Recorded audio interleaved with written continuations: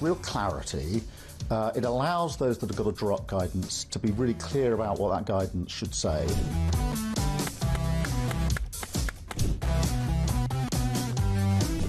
If you want to fight for Remain, vote Labour. Now, there are some who say we don't need Brexit to work. We need to reverse it. I couldn't disagree more.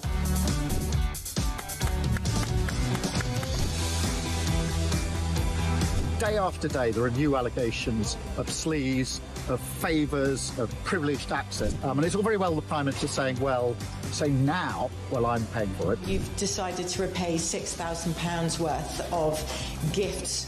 Lord Ali is facing an investigation. I wonder how concerned you are that your biggest donor was not fully transparent. Are you saying you made a mistake? It was right for me to make those repayments. Thank you.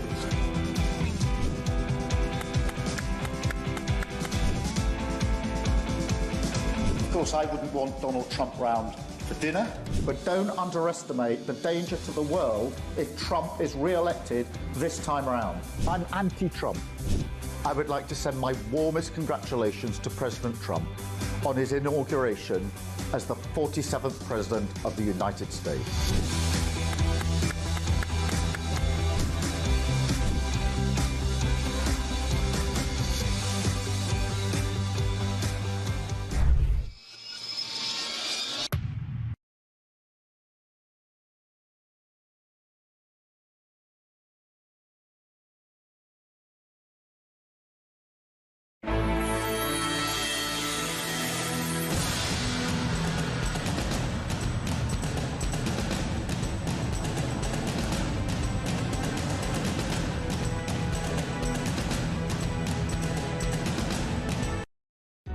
Across the UK, on DAB+, on your smart speaker, on your smart TV, and on your side. This is Talk.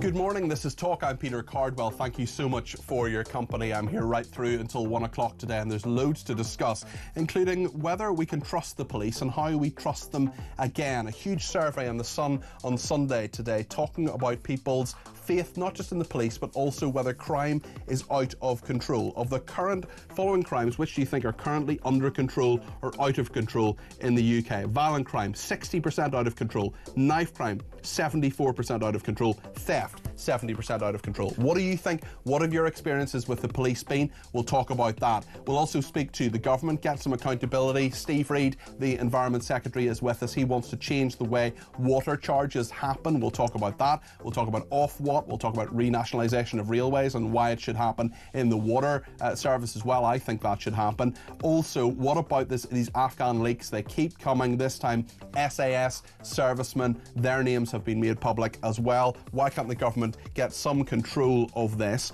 We'll talk as well to the Conservatives. Kevin Hollingrake is coming up, and we will speak about the Royals. Fascinating story today from Highgrove, where King Charles has had many exacting standards. 11 out of his 12 gardeners have left in the last 3 years. We'll talk all about that. We'll make sure we get reaction from you as well. 0344 499 1000 is the number to call. We'll talk about obesity in the NHS as well. Loads of people wanted to talk about this last week, and there's been a development in that dozens of overweight and obese people complain they've been fat shamed by NHS doctors. One tells a patient surgery will be tricky. You're carrying 2 suitcases. Well, actually, does it work? Is it what needs to be said? I remember a doctor said to me I was overweight and needed to lose weight, and then I did. Then I put it back on again. Lots more to discuss. 0344 499 1000 is the number to call. You can text me 87222 with the word talk in your text. You can tweet me at talkTV, follow me at Peter Cardwell, and send me a voice note. You can send me a WhatsApp text message, or you can give me a ring on the main number 0344 499 1000. Loads to discuss, and if you've any thoughts on what I should ask either the Environment Secretary or the Shadow Housing Secretary, send that through too, and we'll have a look at those and make sure at least some of those questions are asked. Loads to discuss between now and 1 o'clock here on Talk. Stay with us. Well, let's go straight to the debate desk this Sunday morning. Matthew Goodwin-Freeman is with us, regular political commentator with us. Great to see you. And Lucy Beresford, who's a psychotherapist and broadcaster, is with us in the studio. Hello. Hello. Lucy, I know there's only one story you want to talk about, and I promise you we will get to Michael Flatley running to be President of Ireland a little bit later on, but I think we should probably talk about the main story that I'm sure our viewers and listeners want to talk about today, which is about crime. A bombshell poll revealing most British people think crime is out of control. They don't trust the police or government to keep them safe. Nigel Farage as well, writing in The Sun on Sunday today, saying this new polling confirms what many of us already know. Britain has become a lawless country. The Reform UK leader says it lays bare the lack of faith that British people have in Labour to make our streets and communities safe, and it's not hard to understand the reasons why. Total crime is now 50% higher than it was in the 1990s. Police no longer investigate or attend shoplifting or many thefts. Violent repeat offenders are released early, and two-tier policing has completely eroded trust. Do you agree with him, Matthew? Yeah, absolutely. Perception of crime for many years has been higher than actually the data, and now what we're seeing is the data's now higher as well. Crime is actually higher too. And that's the problem, because what we're seeing right now is police numbers being cut. In London, literally this week, it was announced that police front desks would be closing in most London boroughs here. So we're actually seeing this weird dichotomy where crime is on the up, but tackling crime is on the down. And it's really, really frustrating, because obviously for people out there in the public, when something goes on, you're told, call 999. You've got no guarantee that an officer's going to turn up. You've got no guarantee that they're going to turn up in time. And yet what we're seeing nationally is millions and millions, billions and billions being thrown around everywhere else. But for some reason, it doesn't seem to end up with the police. I know the two stories are different and we will deal with them separately. But another big story today about an SAS data breach, the fact that so much information about SAS servicemen has now public as well. The first duty of government is security, is defence of the realm and security of its people. I wonder, with those two stories in mind, of course they're separate, Lucy, but there is an overwhelming feeling of many, many people, 49% of people saying Britain is getting unruly and 57% saying Keir Starmer can't fix it. What do you think? Yes, I think that's right. In the hierarchy of needs, what you really want your government to do is to keep you safe, because everything else you can pretty much, you could do on your own. And the Ministry of Defence ought to be doing what it says on the tin. It should be defending not just the country, but also the people who work there. And that's the Venn diagram where these two stories intersect, that actually overall, to the surprise of no one, this survey is saying people don't feel safe any longer. They don't feel safe because their crimes don't go reported and don't go solved. There's often two-tier policing, which people are noticing on almost a weekly basis, and that in itself is giving them that sense of mistrust about the police and the people who are meant to look after them. And there is so much anecdotal evidence. It's not just about the statistics, it's about the stories that we tell each other and ourselves about our lives. And whenever you meet people or you hear them talking on the bus or you're at the school gate, people have stories about crimes that have gone unsolved.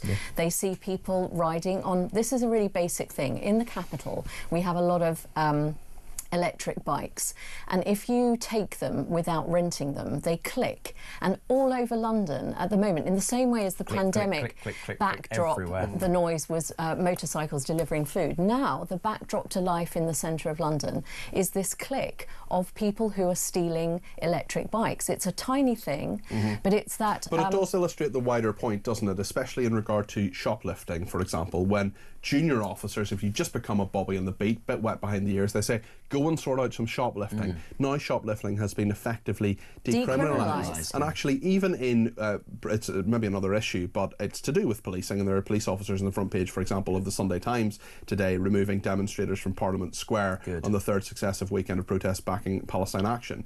Just one bit of that is that a man accused of shouting death to the IDF at pro-Israel counter-protesters near Strand in London was detained for a racially aggravated public order offence. Good. But Pascal Robinson-Foster of Bob Villan, here we are, 3 weeks on. Still waiting. Avon and Somerset Police still haven't arrested him. Where it's exactly what Lucy talks about. Definition of two-tier. It's the same thing and people are not being dealt with in the same way. We've got Lucy Connolly, for example, sitting in prison because of a tweet that was sent out, with many other people putting out all sorts of tweets, all sorts of things, racially aggravated stuff, inciting violence, who aren't being lifted. And the really interesting thing is, psychologically, you could be doing it the way that many years ago, BT, British Telecom, had this policy, which is that if we address the vandalised phone boxes quickly enough, people won't see vandalised phone boxes, and we will have fewer vandalised phone boxes. And they absolutely proved that. The same strategy was deployed in New York, that actually if you tackle the low-level crime, broken window theory, or the hanging basket theory, that actually if you create a neighbourhood that people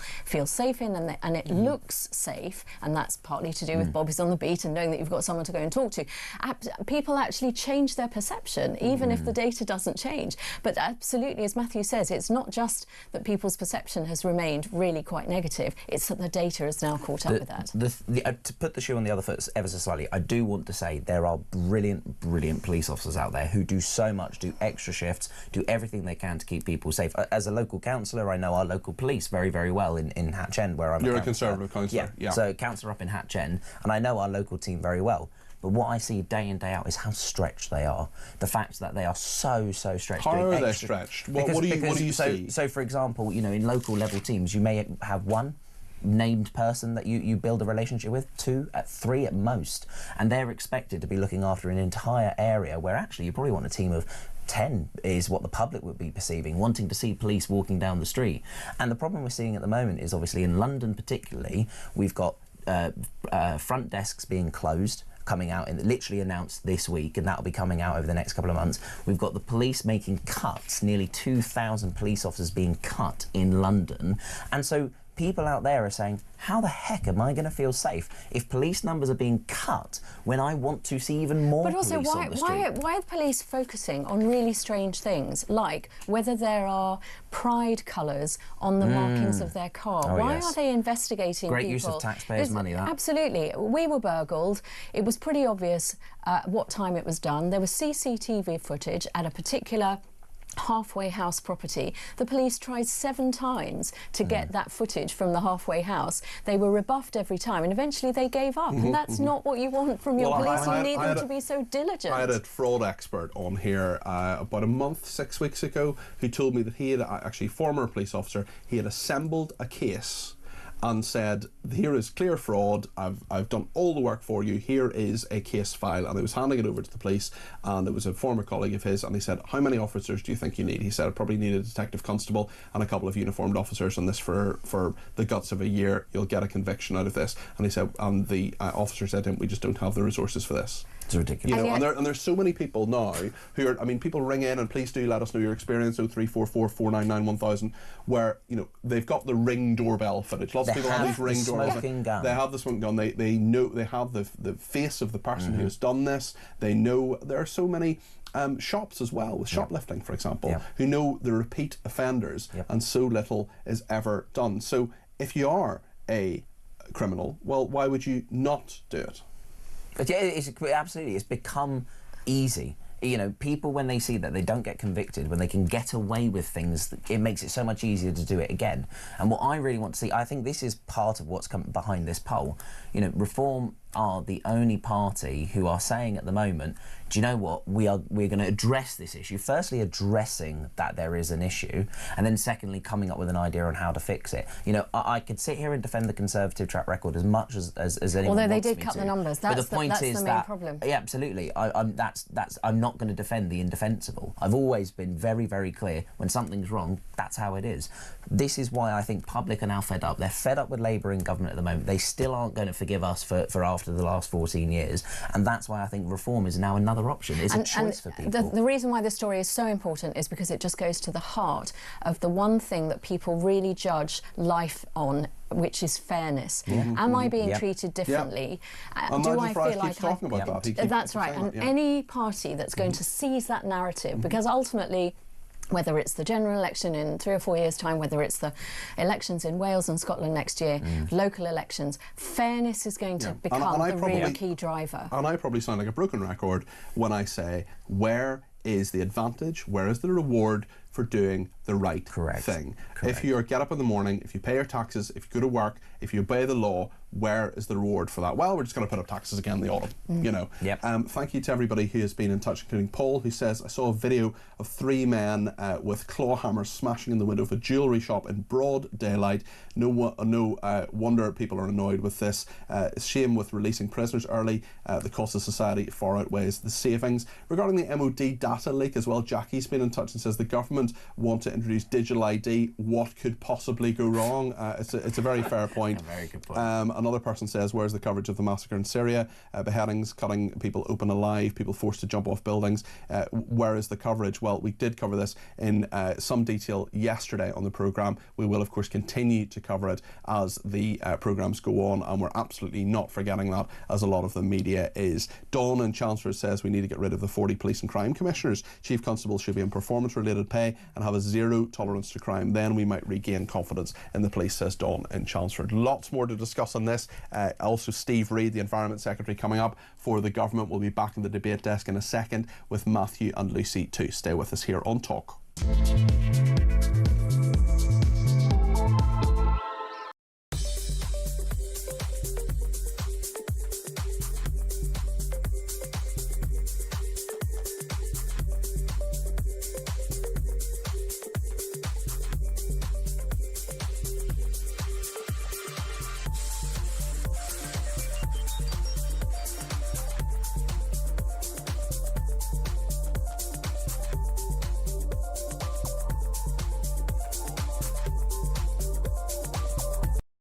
When you look at things like, oh, we need lifestyle medicine, I actually agree with lifestyle medicine instead of taking drugs, but you know, everyone needs to lose weight to save the NHS. You can see how quickly, if you had digital ID, all of a sudden it's going to be monitoring your shopping. You've had too much cheese this month. Yeah.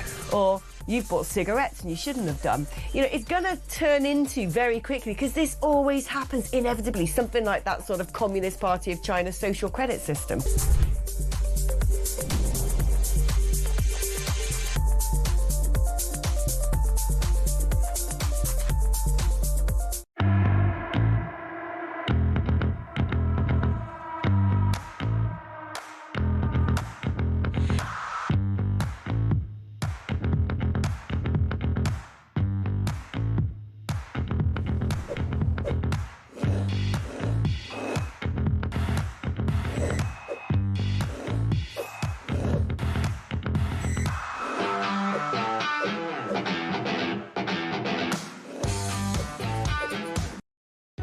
Across the UK, on DAB+, on your smart speaker, on your smart TV, and on your side. This is Talk. Thank you to Penny in Essex, who says, good morning, Peter. Labour don't care about the lawless streets. They don't have to worry because they have security. And let's face it, to approach a policeman, you could be putting yourself in as much danger as facing up to another kind of criminal. There are many in prison, as we know. The friendly copper used to walk amongst us is long gone. We're now terrified of being called racist, which is why those in Rotherham got away with it for so long. And on Starmer's watch, it is disgraceful, says Penny. And Phil in South Wales says the only thing these police are chasing are the easy target, the motorists. Where are these councils altering the speed limits to get the police? They hit us hard. You could argue it's the only thing they are good for. And yeah, lots and lots of different thoughts on that. We'll come to those, I promise.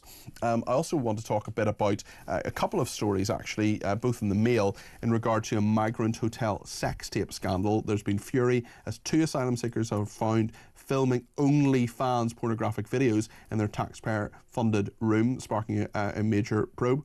And also, hundreds of migrants have been living in taxpayer-funded hotels, have been accused, as we know, of offences including rape, sex attacks, robbery, theft and violence. It's out of control.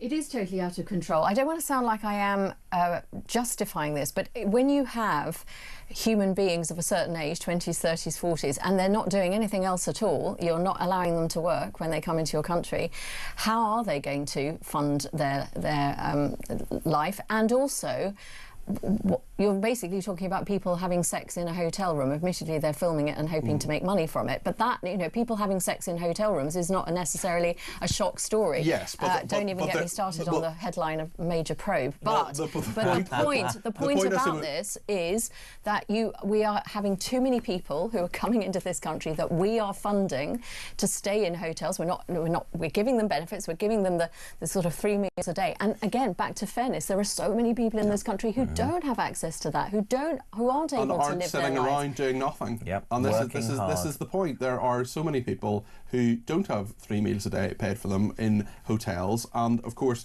not just. I mean, look, I don't think migrants should be making these tapes on OnlyFans. I don't think that's something that should be happening. At the same time, but realistically, why not? Fundamentally, there is nothing wrong with OnlyFans, and there is nothing wrong with making a tape. The problem is, why are they doing it? Fundamentally, there's nothing wrong with OnlyFans, really? Yeah. You don't think pornography is really pernicious and damaging? I think that porn has a part to play in good relationships, yes, and for some relationships, for some people who are single, the only relationship that they're able to have is with an OnlyFans content provider. But you don't think there's a lot of young women, particularly, and young men in our society who go on OnlyFans wanting to get money quickly, who are and fame, and fame, and devaluing themselves and ruining their lives because they see what is on these platforms. But unfortunately, that's not the fault of the OnlyFans site. That's more a wider problem in society. So I fundamentally don't think there's a problem with OnlyFans. No. What do you think, Matthew?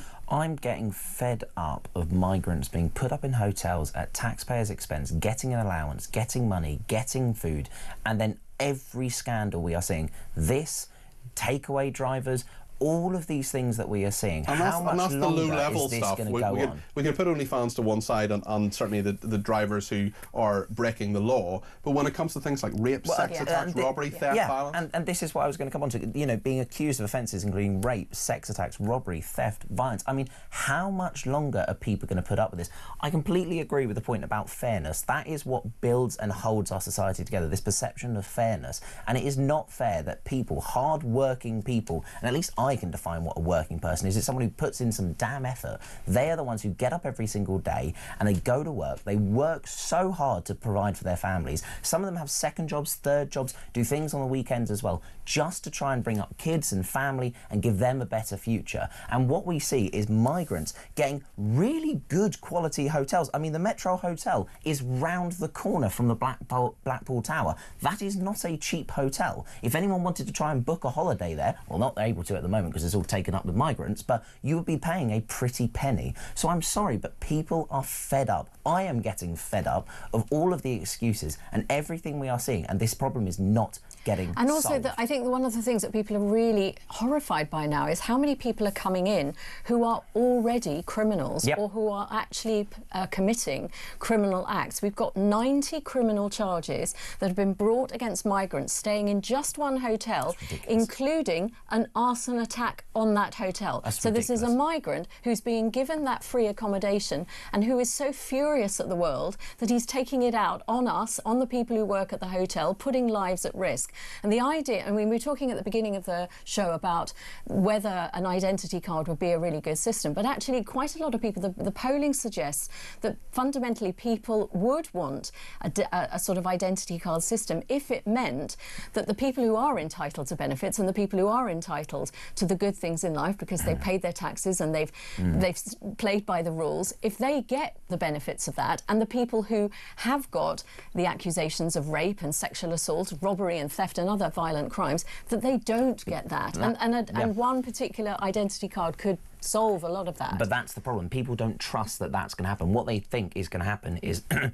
ID card gets brought in. It is abused by gangs. It is abused by people coming over. What we could end up seeing is actually the small boats crisis ends up being a small boats and here's your ID card, and when you turn up, say that you're this name and get whatever you want. I'm sorry, but that is the problem. People think it is going to be open to abuse because at the moment, our borders are being open to abuse. So if we can't get the fundamental basics of keeping this country safe, keeping the British public safe and protecting our borders, how on earth are we going to police an ID card or anything like that? And this is the problem I have with ID cards, not just for migrants, but more generally as well. Tony Blair would have us all having ID cards. We cannot trust the government with our information. Especially not with data at the moment, it looks like. Yeah, I mean, who is going to say, well, actually, it'll all be fine. We know there have been so many breaches and putting it all together. There are so many ways in which you willingly hand over your data every single day. And I don't want to hand it over anymore. You click on cookies and you have all your passwords that might be the same, or you absolutely every single thing that you do online, on your phone or on your laptop,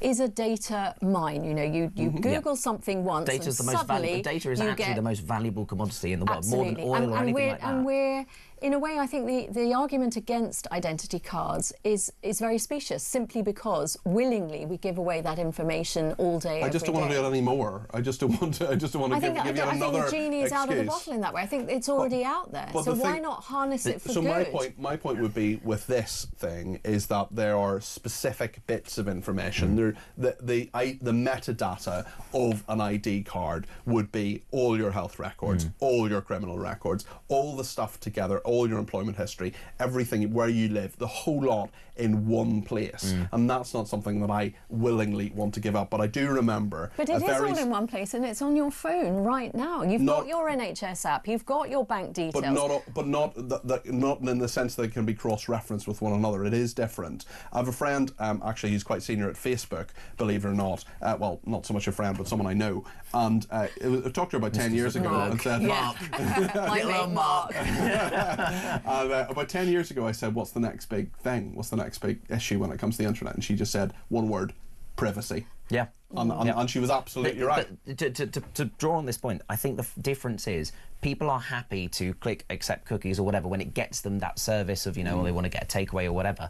But that's because they trust that the company's going to provide that service and deliver that service. Trust in government is so low. Trust in politicians is so low. And that's the difference. If the public could trust the government, if the public could trust that the politicians would use this for the greater good and for benefit and not abuse them, then it would be fine. But we have seen time and time again parties of all colour abusing the public's trust, promising one thing, delivering nothing, everything, time and time again. And that is what people don't trust about this. They don't trust handing over their data to the government as they would to a delivery company or someone, an online store where they're purchasing a good. And in a sense, that's ludicrous, because in fact I know much more. That's the state of Britain. Britain is literally broken. I know much more about government than I know about some random retailer that I've never heard of that's going to ship me something from I don't know where. So, so we are culpable in a way to that breakdown in trust. That actually we have given the government. We're infantilized when we vote. We say, well, we're not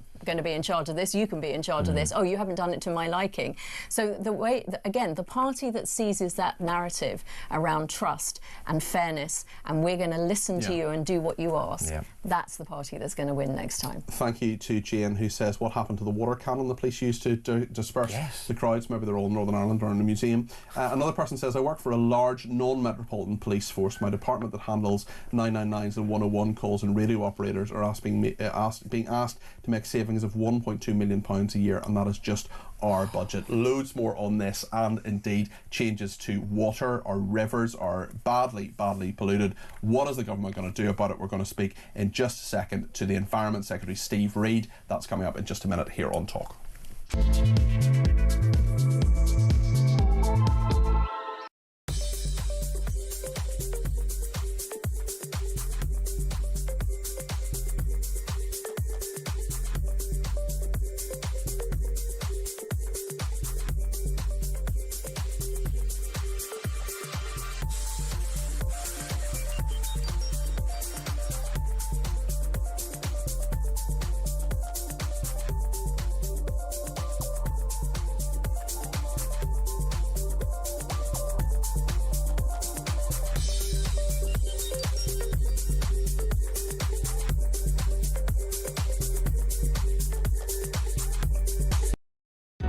Across the UK, on DAB+, on your smart speaker, on your smart TV, and on your side.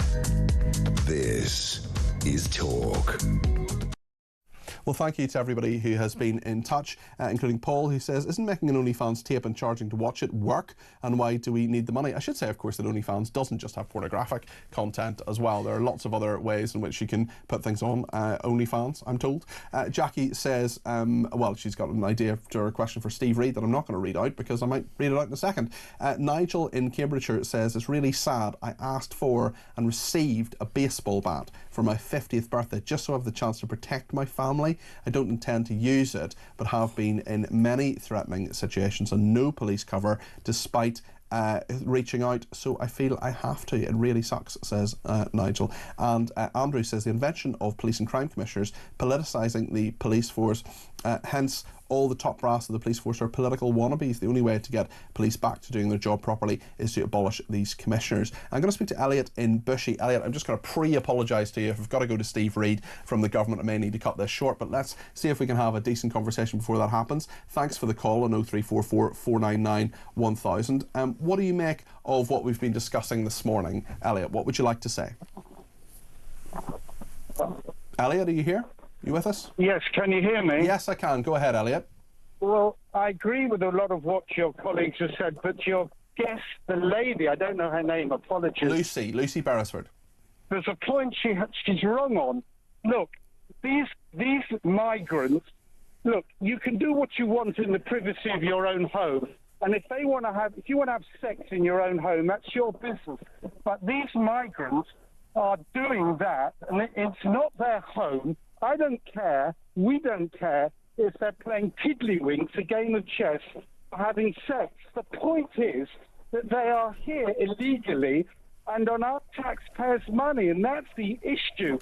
And that is the issue. It's not whether they're having sex or playing tiddlywinks. They shouldn't be here at all. That's the issue that's being missed, and no one wants to talk about it. Well, we're talking about it right now, Elliot. Do you believe the government has any grip on this? We've heard about the one in, one out policy. The government has no grip because they're not interested, and it's my view that Starmer and all his mob actually dislike this country. They don't want to help this country. They don't like the culture, and I believe they actually hate this country. It's a terrible thing to say, but that's what I believe. OK, Elliot, thanks for your thoughts there. Let's go back to the debate desk with Matthew and Lucy. Lucy, as the well, Matthew's a Conservative councillor, as the non-elected person in the conversation, what do you make of what Elliot said there? Well, I thought we had agreed that actually we didn't want to have so many migrants coming over. That actually that is almost a no-brainer. I mean, that is the point that has been given to successive governments time and time again, including your party, in 2010, in 2015, in 2017, in 2019, in 2024. The public has spoken over the Brexit, over Brexit, 2016. Loads of times the public has said, we want migration to go down. The Conservatives failed for 14 years. Now Labour's failing. Well, the Conservative fails for 14 years and we're not in government anymore. We got kicked in the teeth. That is how it works in democracy. I agree, though, we did not get a grip of the situation. We took our eyes off legal migration, which is the big thing that we all need to be focusing on, because for, every, I don't know what the statistic's going to be, but it's, for every illegal migrant there is, which is a very visual invading of the country and breaking our borders, you have hundreds and hundreds of legal migrants with visas and all this sort of thing that are just absolutely gone through. That's what we've got to focus on. And when you get to a point where a magazine like The Economist, which is very much about free trade and free movement of people, when they are coming down and saying there are too many countries that have too many people trying to get in, and it is not just a British problem. It completely across Europe in particular, but in other countries, in other countries around the world, they are just saying there are just too many people coming in. It's changing the nature, the vibe of the country, but also there are the people who come seem to be taking us for fools, and that's the problem with this particular story about the migrant hotel. That it's, to some extent, these people are saying, well, we're not allowed to work. We've come, you've put us up in a hotel. We haven't got anything else to do with our time. I think actually going back to the caller Elliot's point, I think that's what he's most angry about, and what the public are angry about. It's the profiteering from us to make more money whilst being given money in a free hotel room and everything like that. Although, of course, if we had a different structure and we said, well, you can come here, and as soon as you come here, we will give you the opportunity to work, they wouldn't have time to make an OnlyFans video. But the problem is, at the moment, there are too many people coming in. We're going to talk to Steve Reid in a second, the Environment Secretary. One of the big stories today is about water and about the fact that Ofwat, the regulator, might be scrapped. There may well be changes to how water is paid for in this country. Are you confident, Lucy Beresford, that the changes the government are going to implement is going to be reduced bills or increased bills? Well, at the moment, it's going to increase bills for so-called middle-class families. I'm not quite sure how they're going to identify that. And they're going to subsidise poorer households. And yet again, this story goes to the very heart of the issue of fairness. That there will be a lot of, let's call them middle-class families, because that's how the Telegraph wants to define it for its audience, who will say, yeah, but my consumption is not the same as a family just around the corner. I happen to live in a part of London where everybody in the region, there are a variety of different people who live in the same area. What are you going to do, house by house? Surely it's about the consumption of your water, not about what your class is or what your level of income is. People will feel that this is a very unfair policy, and therefore, even if they did implement it, and I can't quite see how they are going to have that level of nuance in order to make the bills that accurate, I think people will just think that's fundamentally unfair. Well, this is the whole point about smart meters. Smart meters were meant to charge you for what you used, but then we saw those being abused by just whacking up the base price of water in the first place. I mean, I find it hilarious how these water companies leak millions and millions of litres of water underneath our feet every single day, and yet we as the consumers, the one who have to pay to pick that up. I actually find that really infuriating. Renationalise water, Matthew? I'm not a government minister, so it's not for me to do. I don't know. I think it's too complex an issue to just say, right, nationalise it and the government will sort it out. Don't know what we're doing with the trains. Well, I mean, the first nationalised Great British Rail service was a replacement bus, so that tells you everything. But I just find it frustrating because what we are seeing is council tax bills going up, inflation hikes, above inflation hikes in rates, higher tariffs. All of these things, we are having to pay more to fix something that these companies are supposed to have fixed already. And the only way that they will actually do this is if you hit them with the language that they understand, which is commerce and money. So if you were to say to the chief executives, in fact, you don't get a bonus this year because you've wasted trillions of litres of water, well, they have that said would that, but one of them then doubled their salary. We will speak to Steve Reid very shortly here on Talk. Stay with us.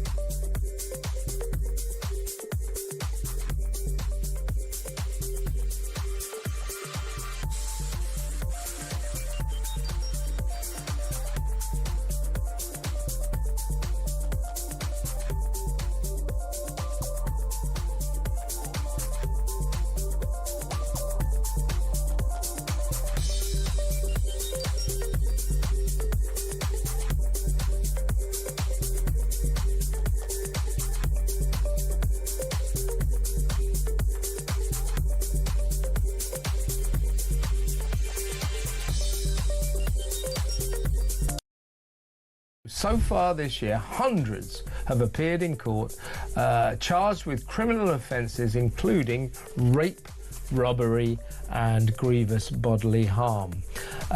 This investigation basically reveals that 1 in every 100 hotel migrants has been hauled before the magistrates in the first 6 months of this year. That is 339 cases.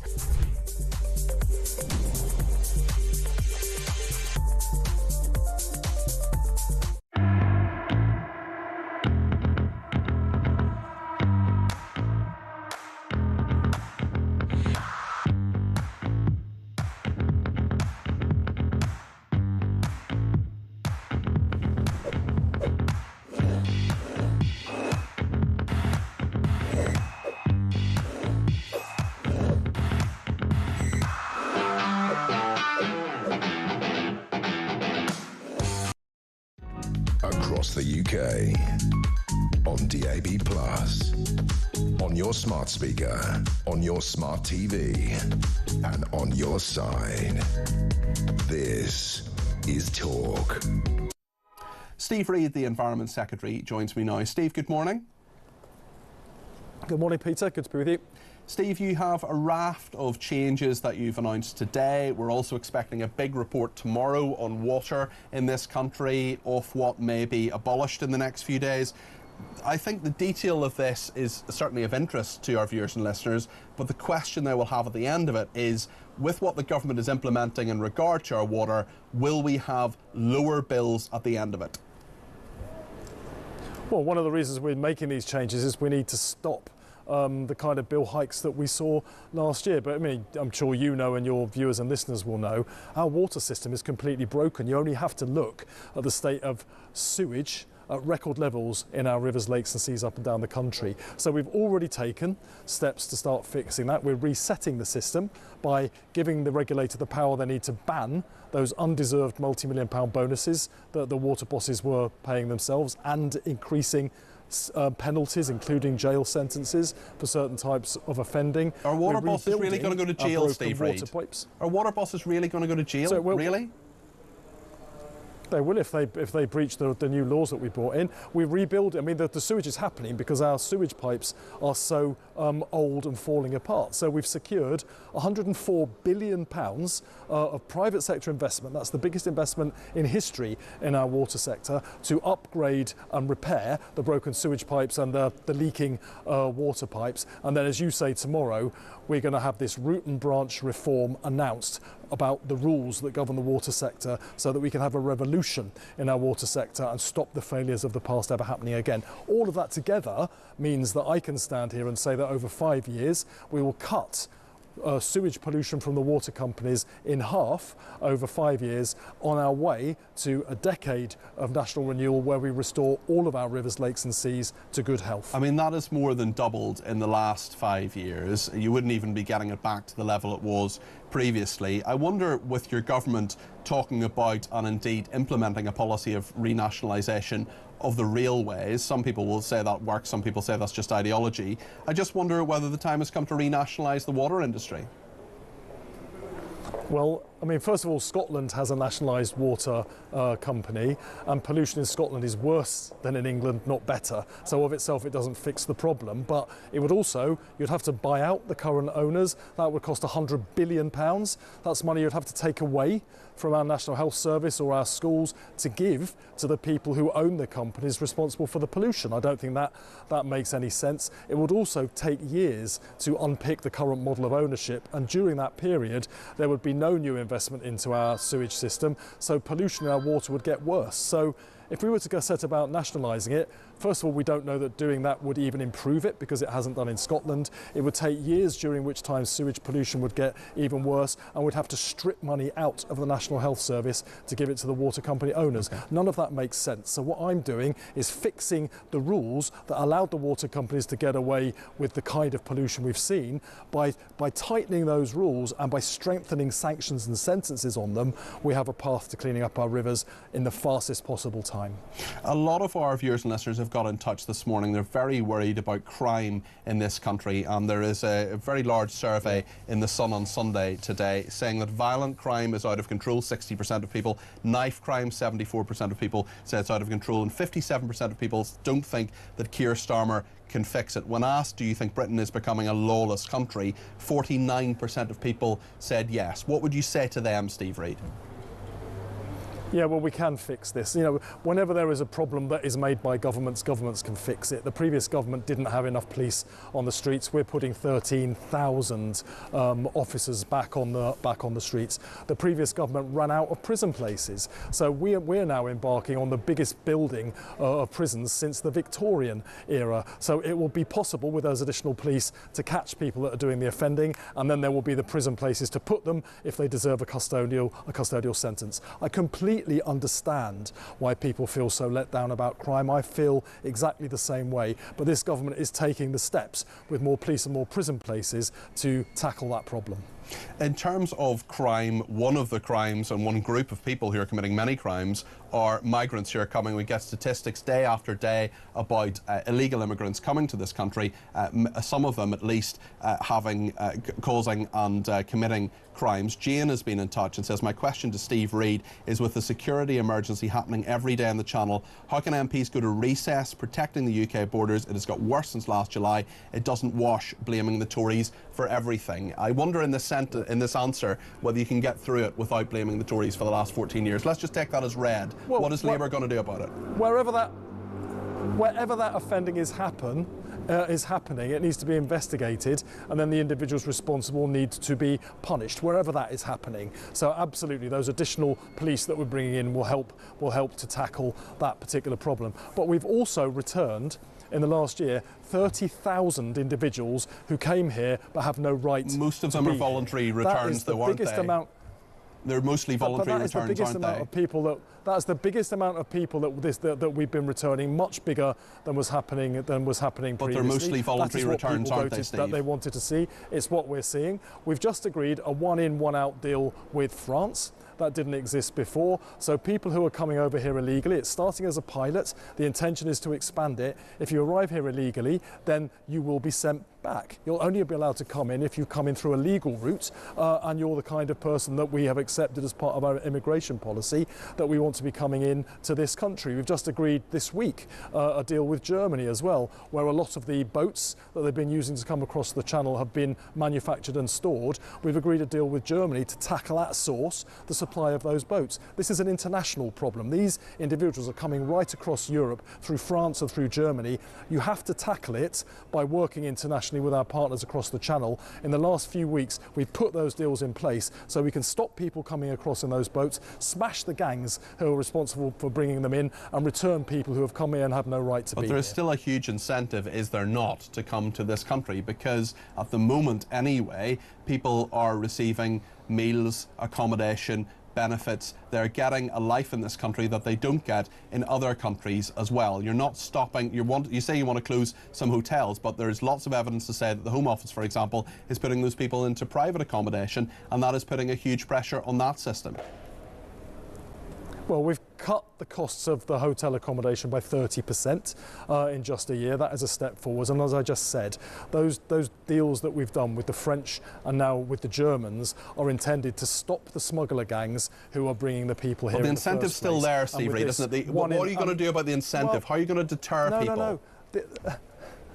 The incentive is the one-in, one-out deal. If you come here illegally, we're going to look at how this pilot works and then look at how we expand it. The intention is, if you come here illegally, you will go back again. But the Home Office can't even say, Steve, how many people are using the European Convention on Human Rights to try not to be deported. You talked earlier on about over 30 people being returned, 30,000 people being returned. But the fact is that the vast majority of those are voluntary returns. You're talking about 4,500 or so people being compulsorily put back. You just don't have control of the asylum system, do you?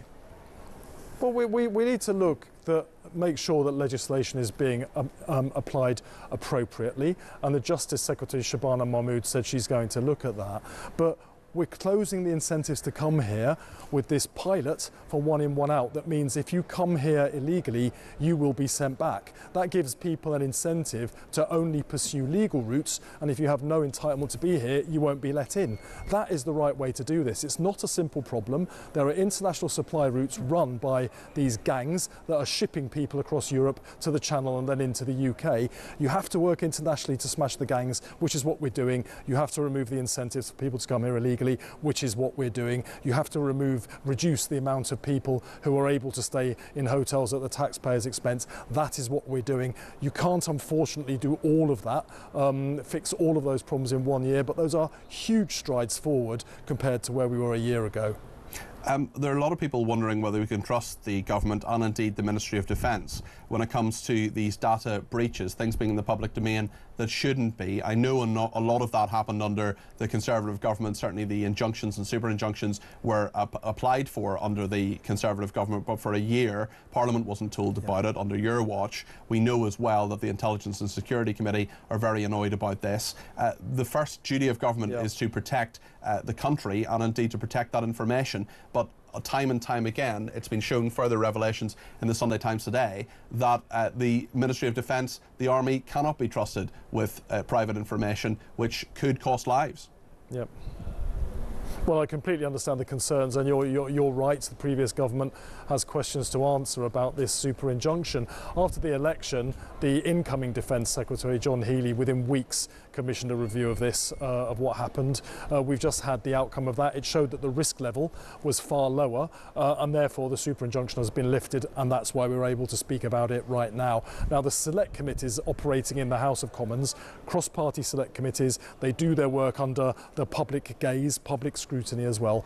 We'll be looking into exactly what happened in this situation. We can answer those big questions that people are raising, and look at how we can reassure people that the system works in the way that it should be. In a democracy, there should always be a presumption towards openness. I can't sit here and anticipate every single circumstance that might come up in the future. We'll learn lessons from this super injunction. If people have done the wrong thing, that will become very apparent. Your leader, Keir Starmer, seems to keep expelling and withdrawing the whip from people who disagree with him. 4 MPs this week. He's also there's also another investigation into Diane Abbott as well. Can't he just put up with dealing with listening to his backbenchers, hearing opinions he disagrees with? With welfare reform, for example, he says, I got it wrong, I'm going to listen to my backbenchers because he had to. But with others, he seems to just try to get rid of them. Is that a sign of strength, really? Well, we've got over 400 MPs, so you're talking about a tiny fragment of that big group. But, you know, it was only just over a year ago. It's happened a few times, though, hasn't it? We campaigned as a team. We were elected as a team, and we must govern as a team. Now, of course, people have got the right to express concerns about policies as they're going through. What you can't do is have players in the team just running off and doing entirely their own thing as if they weren't elected as part of the government. And these individuals, it's not to do with any one circumstance. It's to do with repeated behaviour. And you have to send them a message that this isn't acceptable, because they're letting down the whole team. Our focus shouldn't be on their behaviour, it should be on what we're trying to do for the country. So we've had 10 months now where wages have risen faster than in 10 years under the Conservatives. We've cut interest rates 4 times in a row. The Bank of England has cut them, not you, and they're independent. It was the government's economic policy that enabled them to do that. I think the Bank of England would disagree with that, Steve. OK, final question. I'm not sure they would. We've delivered well, I think they would. I think they're independent. Appointments in the NHS to cut waiting lists. Gordon Brown, you made them independent. We have to focus on what we're doing for the country, not those 4 people. Do you think Diane Abbott's an anti-Semite? Yeah, they've got independence, but they take decisions not just randomly, but based on what's happening. I know that, but it's not just you.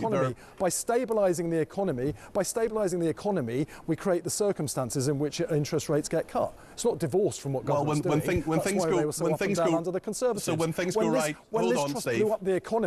When Liz Truss blew up the economy, interest rates went through the roof. Those 2 things were connected. Well, so when things go right, it's all down to you, and when things go wrong, it's all down to global factors. Final question, Steve. Do you think Diane Abbott is an anti-Semite? I'm sorry, is she what? An anti-Semite. Well, I think there's questions to ask about why she's repeated what she said before when she then apologised profusely for it. But, you know, it's being looked at by the party now, and I think that's the right place to have it done. Steve Reid, the Environment Secretary, thank you very much indeed for joining us and talk this morning. Appreciate your time. Let's get some reaction from Matthew Goodwin-Freeman and Lucy Beresford. Matthew, you're shaking your head. I'm just so angry. I mean, you cannot get a Labour politician ever actually answer a question and answer it straight. Instead, they just repeat the party line again and again and again. And if you dare do that too. No, absolutely we do. And if you dare question them, then it's just, oh well, I'll keep repeating the party line. I'll speak over you and I'll speak louder into the microphone. I mean, we asked him. You very well asked him, will we see lower bills with the water? The news about the water companies. He didn't answer the question. He said, well, we're going to stop the hikes. Okay, but are they going to go down? Are bills actually going to go down? Are we going to get value for money? You asked him about crime and he goes on about 13,000 police. Tell that to Londoners who are seeing 2,000 police officers getting cut. I'm sorry, but that was just an absolute party political broadcast. And also there was quite a lot of emotional manipulation. At every juncture he kept talking about the money that wouldn't go into the NHS as if it was a real binary choice. I'm happy with the amount of money that's in the NHS. I think it should be lower. There has been so much money and it has been wasted, just like the leaks of the water. It has just been flooded away. And the idea that somehow the Bank of England reduced the rates because of policy that the Starmer government has They're independent. I made the point.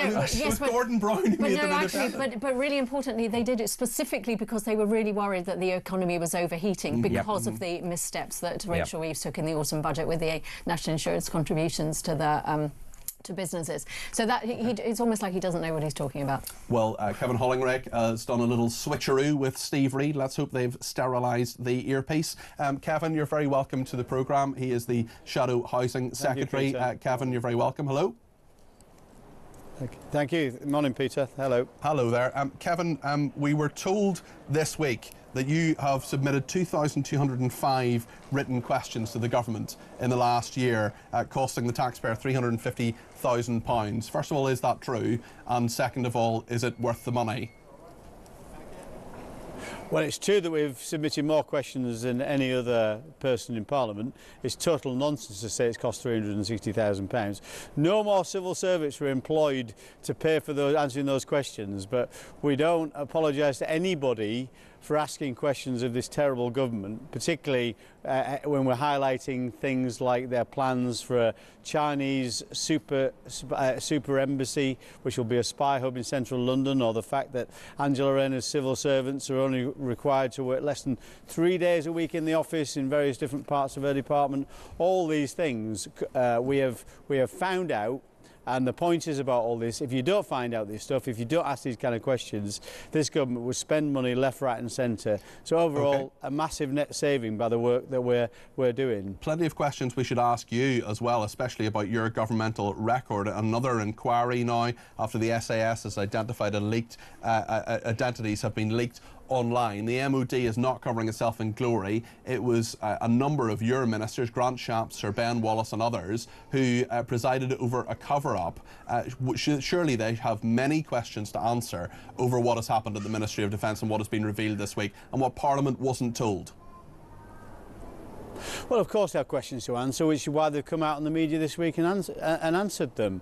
I mean, it's not a cover-up, Peter. Let's be clear about this. A mistake happened. Somebody released some very sensitive information that put those lives at risk of the people on that list. The choice you're making in government there is a difficult one. Do you do nothing?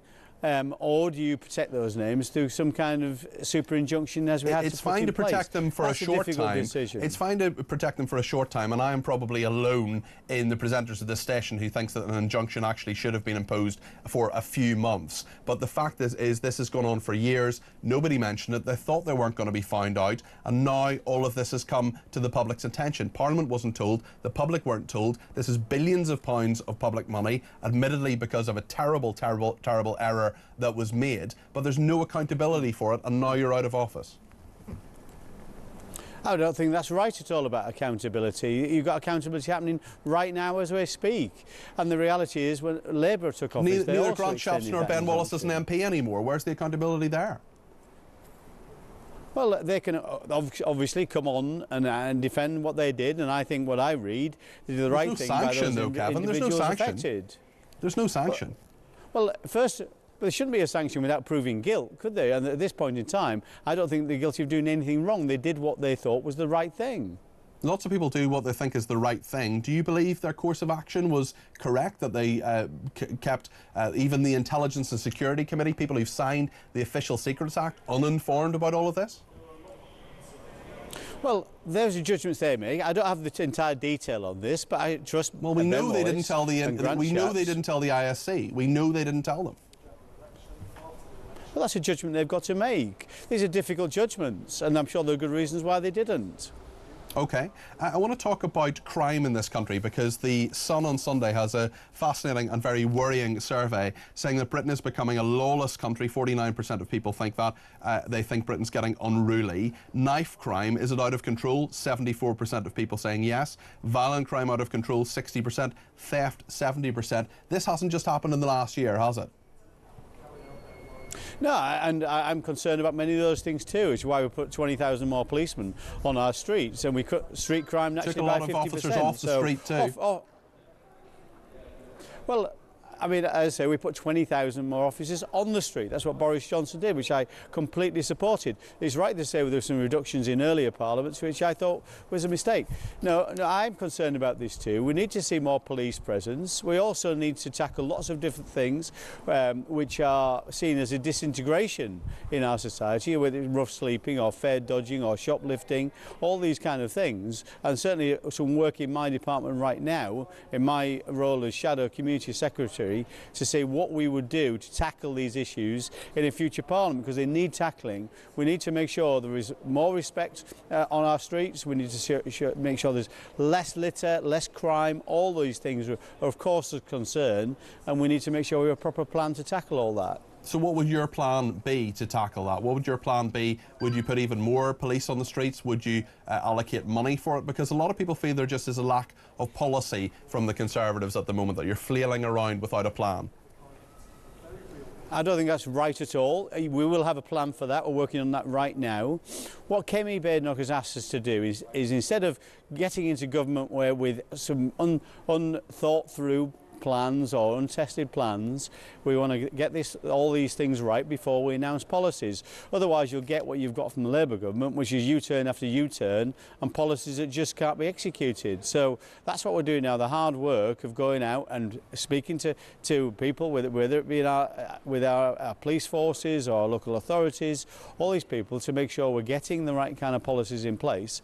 We'll reveal those policies in the coming months. I certainly hope to be able to say more about this at the Conservative Party conference in October, about what we're going to do to tackle these issues, be it really serious crime or indeed much of the low-level crime people see on a daily basis on their streets, and how we go about tackling it and reverse that disintegration that's happened in some of our communities. Final question, Kevin. Should the government's talking today about water, about sewage in our rivers, should the regulator be abolished to start again? I'm personally not sure that playing musical chairs with the regulator is the thing that's needed. We gave the current regulator more powers, which is the right thing, off what. And if you've seen what it's done, if you know all the actions that Steve Reid has announced today, the Environment Secretary today, were all basically came as a result of the new powers and the changes that we made when in government. And if you don't believe me on that, check out Fergal Sharkey's Twitter feed. If you're a fan of Twitter, he sets all that out. All this is happening because of the work we did. We need to do more work, of course. We need to make sure that investment happens in terms of our creaking infrastructure that's been around with us for over 120 years. So, of course, it needs investment. I think the private sector is the best place to make that investment rather than governments. But certainly we need a lot of work to do. But the regulator has the powers that are needed.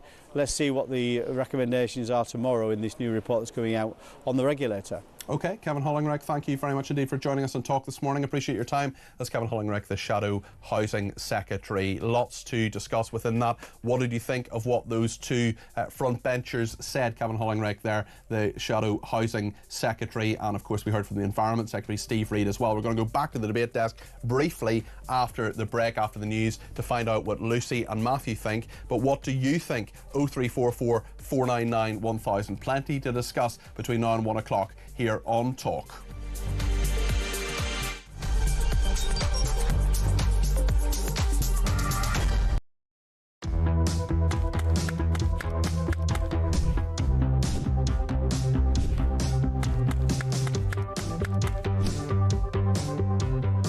Is it transphobic to say only women have a cervix? Well, it is something that shouldn't be said. It is not right. A woman is an adult female, and the court has made that absolutely clear. I actually welcome the judgment because I think it gives real clarity. It allows those that have got to draw up guidance to be really clear about what that guidance should say.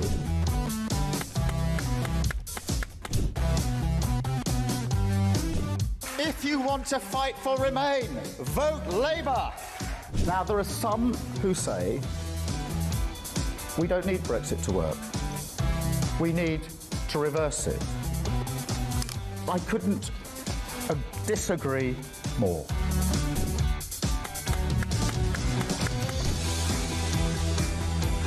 Day after day, there are new allegations of sleaze, of favours, of privileged access. And it's all very well the Prime Minister saying, well, say now, well, I'm paying for it. You've decided to repay £6,000 worth of gifts. Lord Ali is facing an investigation. I wonder how concerned you are that your biggest donor was not fully transparent. Are you saying you made a mistake?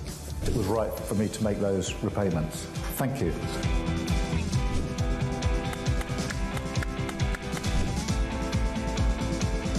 Of course, I wouldn't want Donald Trump round for dinner, but don't underestimate the danger to the world if Trump is re-elected this time around. I'm anti-Trump.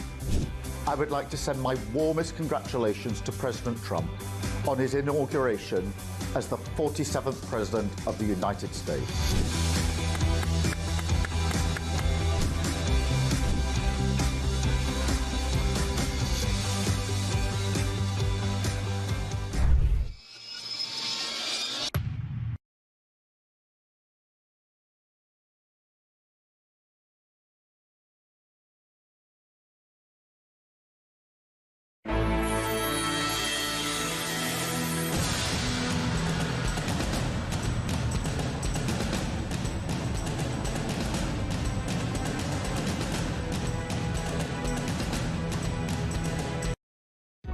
Across the UK, on DAB+, on your smart speaker, on your smart TV, and on your side. This is Talk.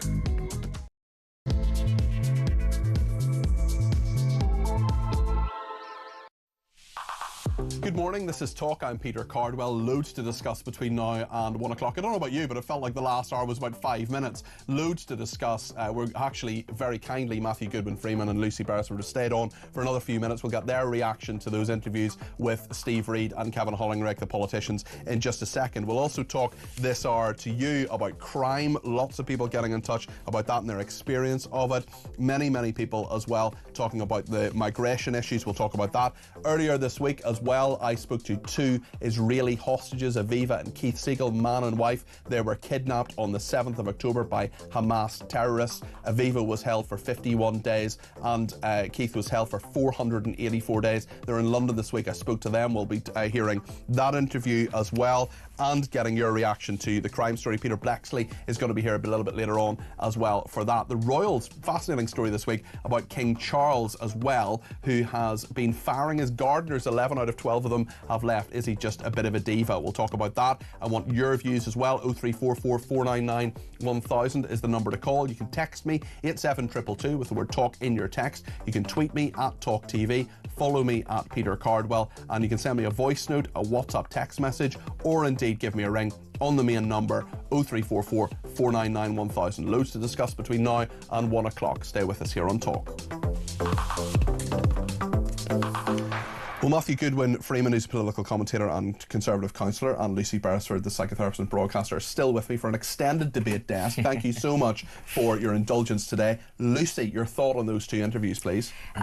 Well, we were talking about the Steve Reid interview and how he never really answers the question, and I was really horrified to hear that he thought that the Bank of England had reduced interest rates because it was something that they had done. Yes, but not in the way that he realises. You're a former investment banker. I was an investment banker, and I know that they were really worried that the economy is overheating. They really do think that that autumn budget was a fiasco, particularly the implementation of the increased NI contributions on companies and the way in which that has completely decimated the job market. So that is one of the reasons is why they reduced the interest rate. So nothing to do with the policy, or rather inadvertently to do with the policy, but not in the way he argues. And also just that emotional language, to constantly be reframing it as if we don't do this, then we won't have enough money for the NHS. You've put tons of of money into the NHS, and 200 billion a year. It is hemorrhaging cash, and it needs much better steerage. And just the idea that you could use that as a binary argument, I thought that was really shameful.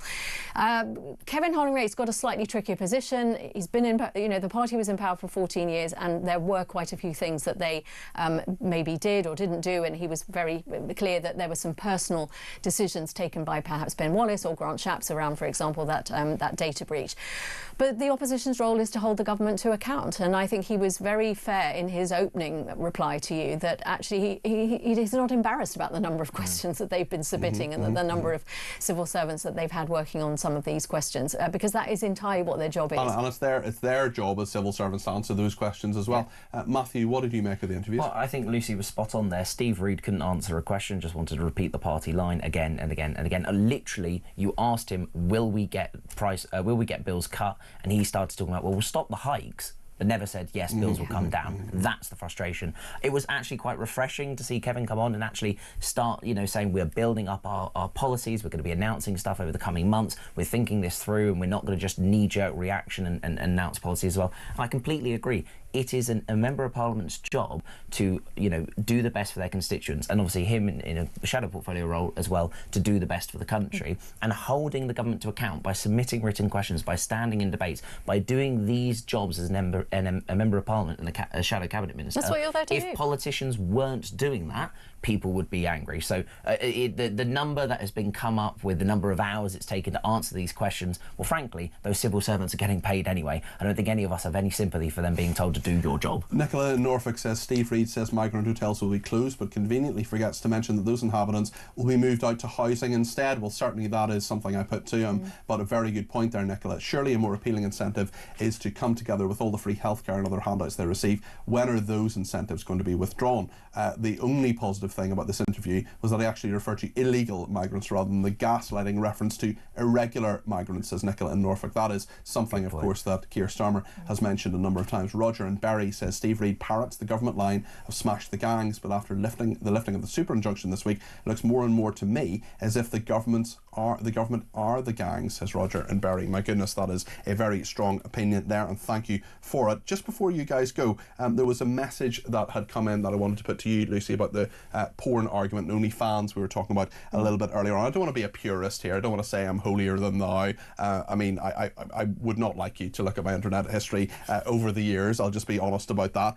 But this is from Mary in County Down and says, Lucy thinks porn is perfectly fine in relationships and is the only outlet for single people to engage with others. Staggeringly misguided opinion. Porn ruins relationships by setting unrealistic expectations for couples. It's usually women put under pressure to look and perform like porn actors. It distracts partners, mainly men, from focusing on their real life relationship. It warps young people, particularly boys, who can access often very extreme pornography as young as 7 or 8. It normalises very dangerous practices like choking to the extent that the government has had to legislate and bring forward a new offence. Lucy is deluded if she thinks porn is fine. As for single people using porn for company, we have an epidemic of loneliness in this country. Why would you encourage people to live their lives online, engaging with the sad, dark corners of the internet? So I didn't say that it was the only form that people had access to if they were single. It's very much like other substances, one might say. It's like alcohol, it's like gambling. In and of itself, porn is not a bad thing. In fact, in a loving and consenting relationship, it can be incredibly enhancing and very beautiful. You can make it yourself together, you can watch it together, and you can broaden your horizons. The issue is that there are, as in many other instances of other industries, very dark corners of that industry. A lot of dark corners. And globally as well. So it's not just something that you're dealing with in one country. That if you try and clap down on it in one country, then it's popping up in other areas. And we do have to be mindful of the fact. I wish they would talk about porn in school sex education, for example, to talk about the benefits of it, but also to talk about the more pernicious aspects of it. The fact that, yes, it does distort people's views of relationships. It can distort your views of what's appropriate behaviour or even what you look like. There is records of boys not believing that pubic hair is a normal thing because they haven't seen pubic hair on porn. So you need to really educate people about what porn is about, the industry, how abusive it can be. But in the same way as, you know, other areas in terms of alcohol production, cigarette production, gambling, all of those areas also have the negative side to it. Thank you both very, very much indeed. Lucy, just before you go, I know there's one major issue you have wanted to talk about all morning, which is the fact that Michael Flatley, the star of the film we saw together, Blackbird, may be running for President of Ireland. A brief thought on that. A brief thought. Well, thank goodness I only saw the film once, because that was enough. And you are only talking about it because you don't want to talk about the kiss cam or reenact it. I won't reenact the kiss cam, but do you think Michael Flatley would be an excellent President of Ireland? I would tap dance my way to the voting booth, yes. Vote for him. OK, thank you both very much, and thanks for staying on a little bit longer than usual today. Really appreciate that, just with the way that all the ministers came up and all the rest of it. That was Matthew Goodwin-Freeman, political commentator, and Lucy Beresford, the broadcaster and psychotherapist. Thanks so much for joining us on the debate desk this morning. I want to get a call now from Jackie in Oldham. Jackie, you have some thoughts on those interviews? Yes, I was incredulous, to be honest, Peter, listening to the two parties. And I think it shows everything that's wrong with the calibre of politicians and the political system in this country. It was gaslighting of the finest order, especially Steve Reid.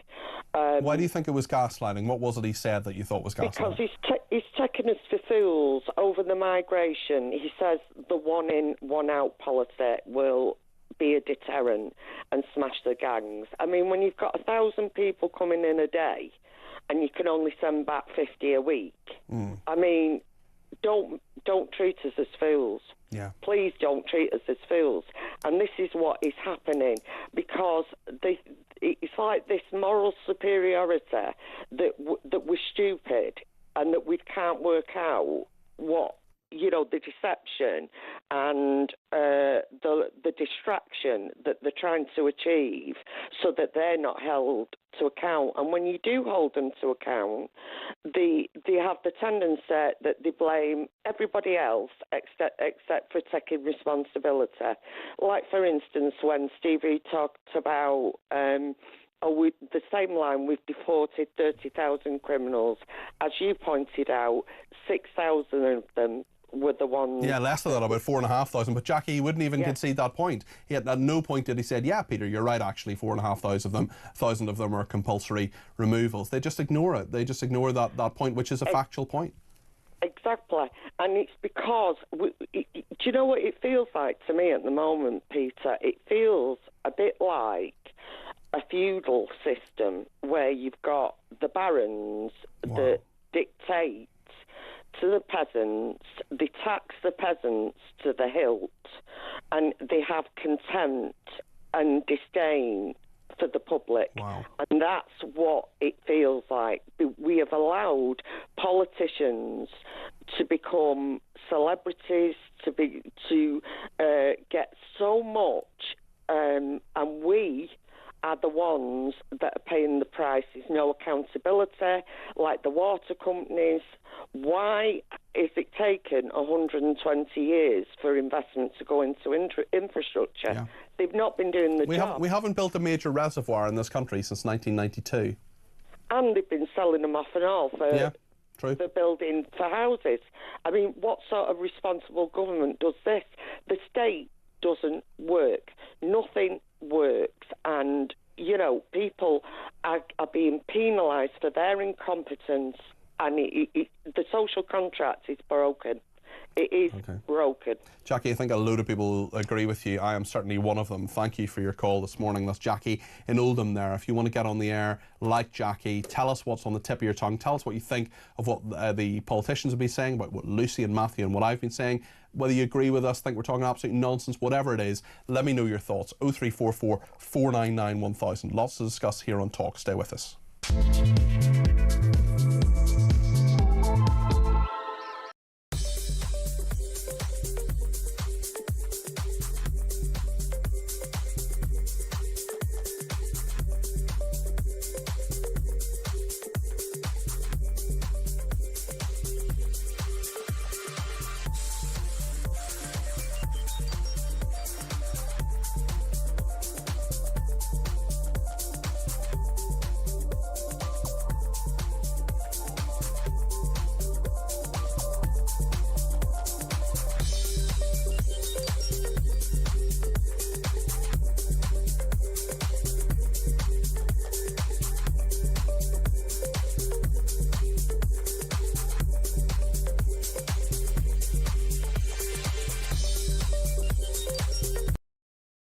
Yeah. They are just so ideologically driven now that they cannot face reality. Yeah. Because I think their brains would melt. Yeah, and next time I hear some two-bit little Westminster idiot going, diversity is our strength. The King keeps saying, diversity is our strength.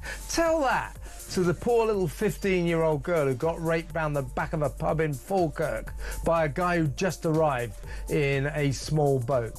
Tell that to her parents. Come on, let's get real about this, shall we?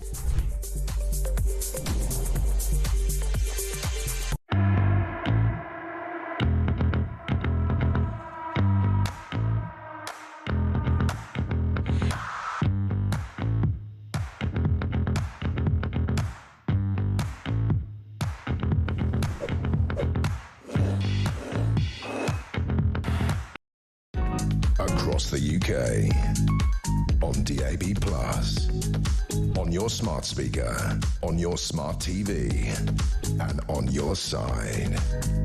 This is Talk. There are loads of people who want to talk about all sorts of things that we're debating this morning. We're going to talk about crime. We're going to talk about migration. We're going to talk about the royals. We're going to talk about everything you want to talk about. But I just want to pause for a second, because this week on Thursday, I spoke to two really impressive people who are in London, or who were in London for a few days. Their names are Keith and Aviva Siegel. They were hostages taken by Hamas terrorists on the 7th of October 2023, when that horrendous massacre happened in Israel. We know, of course, that there are 50 hostages still held by Hamas terrorists in Gaza. We think 20 of them are still alive. Aviva was held for 51 days, alongside Keith for most of that time. Keith himself was held for 484 days. We're now on, I think, day 653 by my calculation. This just keeps going on. This was an incredibly powerful, very moving interview. We're going to get back to all the other stuff. We're going to talk about crime and migration. We're going to take your calls. We're going to hear your voice notes. But just for a few minutes, what I'd love you to hear and see is what Aviva and Keith told me this week. It really moved me. I think it's going to move you too. This is what Aviva and Keith Siegel, who are two incredibly intelligent, incredibly passionate people, fighting, going around the world, talking to political leaders, talking to journalists, reminding people about what's happening in Israel, about what happened to them, the horrendous conditions they were kept in by terrorists. I spoke to them this week, and I began by talking to Keith. Yes, I am constantly thinking about the 50 hostages that remain in captivity. Trying to do whatever I can to participate in the incredible efforts of so many people to bring them back home as soon as possible. Aviva, can you just talk us through the time on the 7th of October, what happened to you and to Keith? Keith and I were sleeping, and there was the first alarm. We ran into our little shelter, and we didn't even close the door because we don't have time. We're very, very close to the border. So we hid ourselves and we thought it's finished. And when we walked out of the room, out of the shelter, we saw through the window all the missiles that were going all over Israel and the whistling, and our house was shaking and it looked like the end of the world. We were back into our little shelter, and I remember looking at Keith and saying, it sounds like the end of the world. What's happening here? We didn't know what's happening because we were disconnected, and the girl that gave us the message what to do, when to do on the kibbutz, she was murdered very, very shortly after it started, and nobody took her job because everybody was trying to figure out what's happening and to keep alive. And sounds chaotic and terrifying. It was just the worst that anybody can ever think about. We knew that it's really, really big and large. We knew that there were terrorists on the kibbutz. We knew that people were killed, and we were very, very scared for our lives. Didn't know if they're going to burn us. And when we did step out of the window while we were pulled by the Hamas terrorists, we did see fires in some of the houses, so we knew that people were burnt. And I didn't know anything until I came back. And I just want to say that when I heard what happened in Israel, I was just so disgusted. And I could just say that the people that did what they did on the 7th were the people that took care of us, because they were brutal to us all the time. There wasn't a second that they were nice to us. You were held hostage for 51 days. You saw some horrific things there. This interview will go out at a time when children might be listening, so we've got to be careful what we say. But just give us a flavour of what you saw and what you experienced. Well, I was there. I'm a witness of one of the girls, a Hamas terrorist, did whatever he wanted to her. And I was very worried, and it was very difficult for me to see that because I really, really loved her already. We became like one big, huge family, and I couldn't even help her. The only thing that I could do is look at her in the eyes and try and comfort her after what she went through. I saw them torturing Keith and torturing one of the hostages. They beated her, and I saw too many things, felt so many things. I was starved, I was thirsty, I wasn't allowed to move. My back was caught and I was sore all the time. And to watch Keith suffering from his ribs that were broken and his sore that was on his hand, from them just shooting us on the way, was tremendous for me. How much of the time that you were in captivity were the two of you together then? Was that all of the time or most of the time? I was with Keith for the first 50 days. And then I had one day that I was without Keith that I didn't know what's going to happen to me, if they're going to rape me or touch me or kill me. And I didn't even know if I'll ever see Keith again or if I'll ever see my family. Keith, you were there for 484 days, but you were told at one stage that you would be released alongside Aviva, but then you weren't. That must have been just so even more difficult than everything else that was together, psychological torture. Yes, that's correct. I was also relieved that Aviva was going to be released. I was hoping that that was the case, and it was true. But it was a combination of relief and worrying about what Aviva would go through until she got home, and not knowing if she had made it home because they did not show that to us. They showed us her release on television, but the the television channel did not show any coverage of the hostages arriving in Israel, so I didn't know. And there was a lot of hostility. The mobs were surrounding the Red Cross vehicle, and they were pounding on the vehicle. They were screaming. It's a very hostile, violent atmosphere. And that's how I saw Aviva getting into the Red Cross vehicle and leaving. Tell us about the conditions that you were held in. I was kicked and spat on and cursed just out of the blue by one of the terrorists. I was instructed to lie on my back and not move. That's what I did. And he came up to me just out of the blue, no provocation, nothing that I had done, and did what he did. I also witnessed other hostages, including a woman hostage that was beaten and had a gun pointed to her head. Actually, the gun was on her head, and the terrorist was threatening to kill her. And I saw this woman, they brought me into the room where she was being tortured. And when I say torture, I mean it in the most literal sense. Her hands were tied, her feet were tied. They had put tape across her mouth. And one of them was standing behind her, holding a sharp metal rod that was on her forehead, and he was applying pressure to her forehead. I saw, and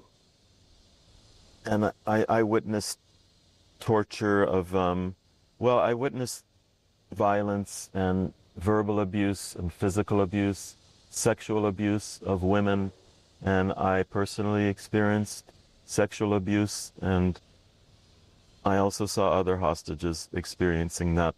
Locked up in a room by myself with no windows, no light, and had to beg for them to open the door so that I could go to the toilet. I was never clean in Gaza for 484 days. The rare opportunities that I was given to put water on my body is what I describe it, because that's what it was, a bucket with water, and just having to pour it over my body, and then given clothes that smell bad, and that's what I put on after that. You were moved various times as well, weren't you? There was no permanence, there was no sense of any kind of consistency, was there?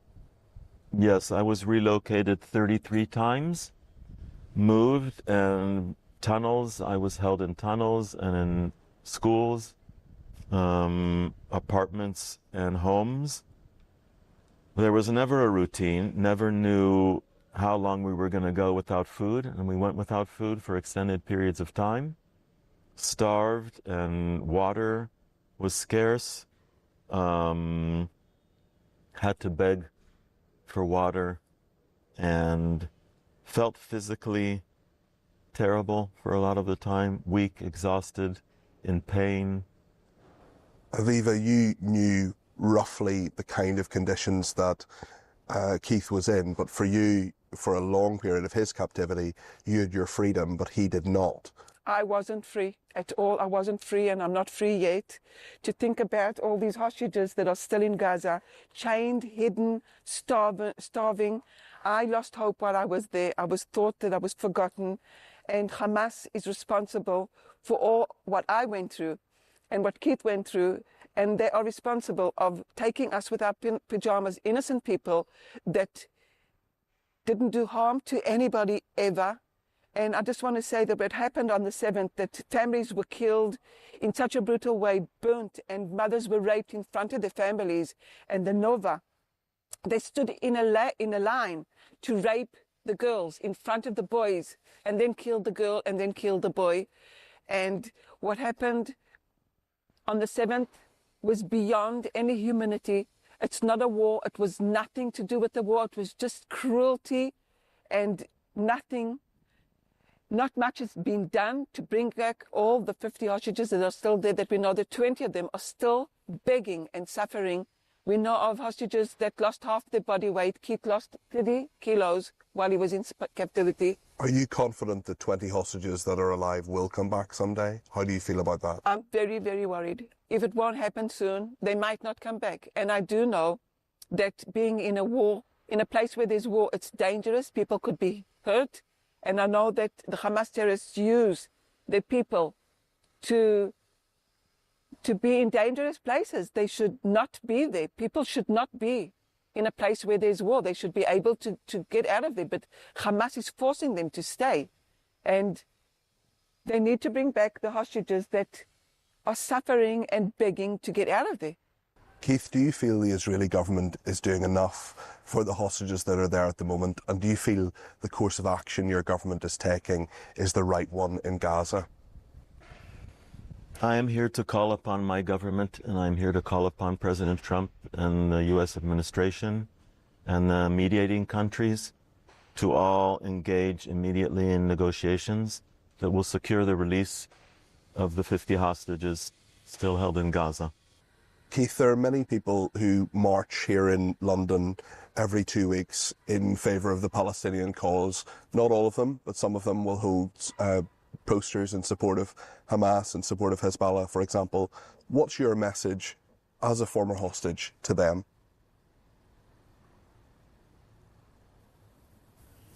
My message is that any decent moral person is against murder and against carrying out terrorist attacks. And Aviva described some of the atrocities, and I also mentioned them. What decent people murder babies? What decent people murder elderly people, innocent people that did nothing to provoke this? And I call upon them to stand, to call upon the Palestinian people to speak out against terrorism and to speak out against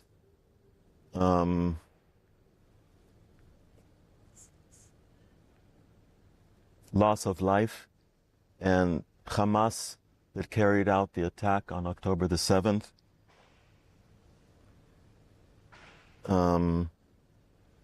is responsible from what happened on October the 7th until today. And it's their decision. It was their decision to carry out this attack, and it's their decision, and if they decide to do that, the war will stop. The hostages will be released, and there will be peace and security for all. Thank you both very much, Keith and Aviva Siegel, for speaking to Talk. Thank you. The words of Keith and Aviva Siegel there. As I said, they were taken on the 7th of October by Hamas. Terrorists kidnapped and 652 days later today, they're telling their story. Keith for 484 days, Aviva for 51. We remember, of course, the 50 hostages who are still there. We think 20 of them are alive. We remember, of course, the Gazan people, the horrendous war that is happening there, started by Hamas on the 7th of October. And of course, we covered yesterday what is happening to the Druze people in Syria as well. There are loads of really important stories that I'm learning about every day. I'm learning more things about the Middle East all the time. It's a fascinating subject, and it's such a troubled region, and we need to tell the truth about it, as I just know so much media does not, I'm afraid. Some breaking news here on Talk, and that's that a 31-year-old man from St Helens has been arrested on suspicion of murder after the deaths of Eric Greener and Sheila Jackson in a fire at their home in the town earlier this month on the 15th of July. That's Merseyside Police telling us that a 31-year-old man from St Helens has been arrested on suspicion of murder after the deaths of Eric Greener and Sheila Jackson. That was after a fire at their home on the 15th of July. If there are any further developments on that between now and 1 o'clock, of course, we will bring them to you. Lots more to discuss on crime and migration. Peter Blexley, the former Metropolitan Police detective, our crime commentator, coming up after the break. We'll get your views too. Get them in. Give us a call, 0344 499 1000.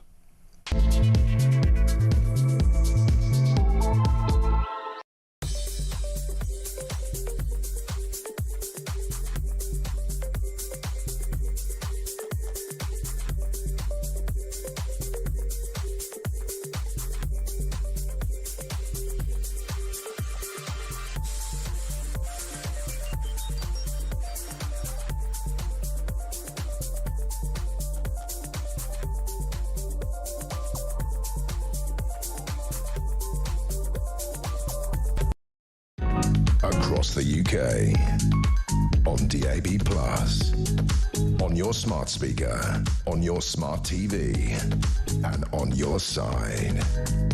This is Talk. Dorothy in East Kilbride has been in touch and says, good morning, Peter. A fascinating and fantastic yet horrifying interview with Keith and Aviva. We must never forget the atrocities of the 7th of October or the fact many hostages are still being held. It is heartbreaking. Love to them all. Dorothy, thank you for that. I appreciate that. Loads of people getting in touch about the crime situation in this country as well. Mark in Norfolk says there are so many huge issues to tackle: immigration, tax, crime, stopping net zero waste. But when Reform UK gain power, any ambition to handle them is pointless unless we completely restructure the top level of our civil service.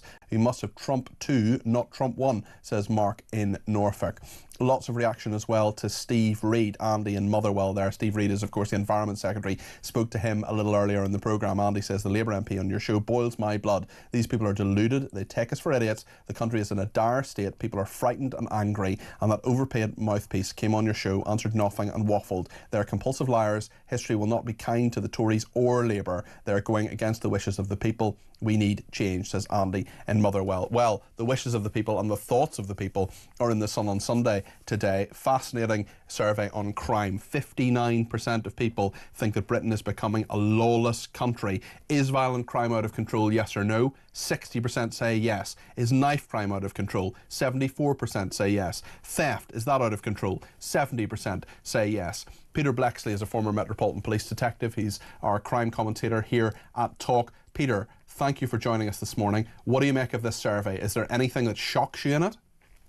This should not be called an opinion survey.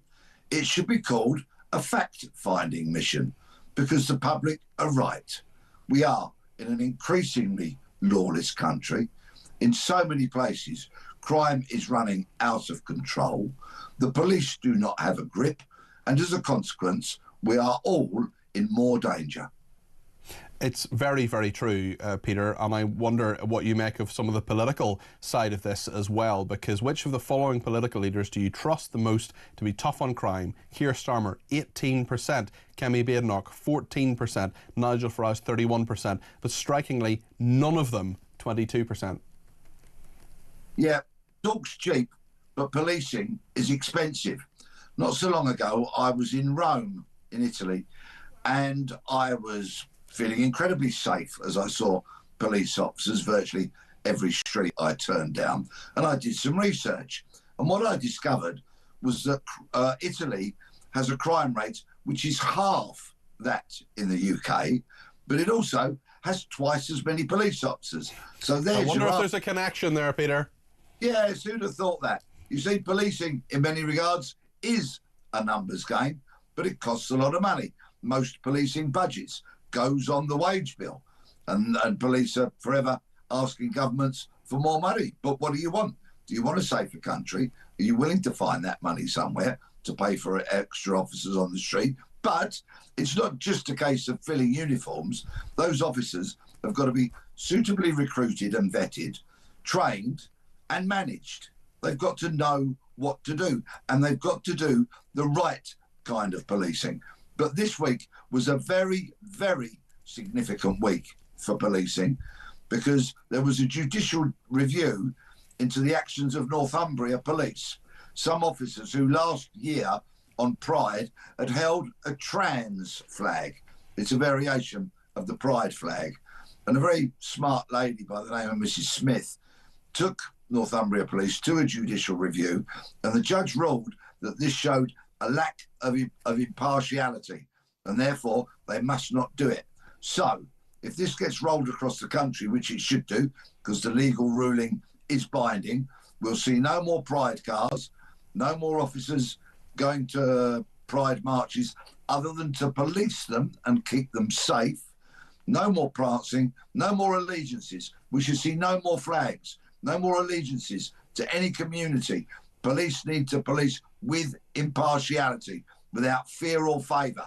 And if we get back to that, the public might start having some confidence in them. It's a very fair point. And even the uniform of English police anyway is usually black and white. And to me, that just says there is a black and white issue here. It's either a crime or it isn't. You were meant to be impartial, not anonymous, but figures of authority. And there needs to be trust in police as well. Of course, we've seen that trust eroded for so many different reasons. We've seen many individual officers, Wayne Couzens, for example, absolute scumbag, eroding that trust, abusing his position. Can trust return to the police, Peter? How do we get it back? Because it's about so many different things. And what I see as someone who's inside government for 3.5 years is the government tries to fix kind of one thing. They try to say, right, we'll give you a bit more money, or we'll fix this particular thing, or we'll divert resources in this direction. And sometimes that works, and sometimes that's very important.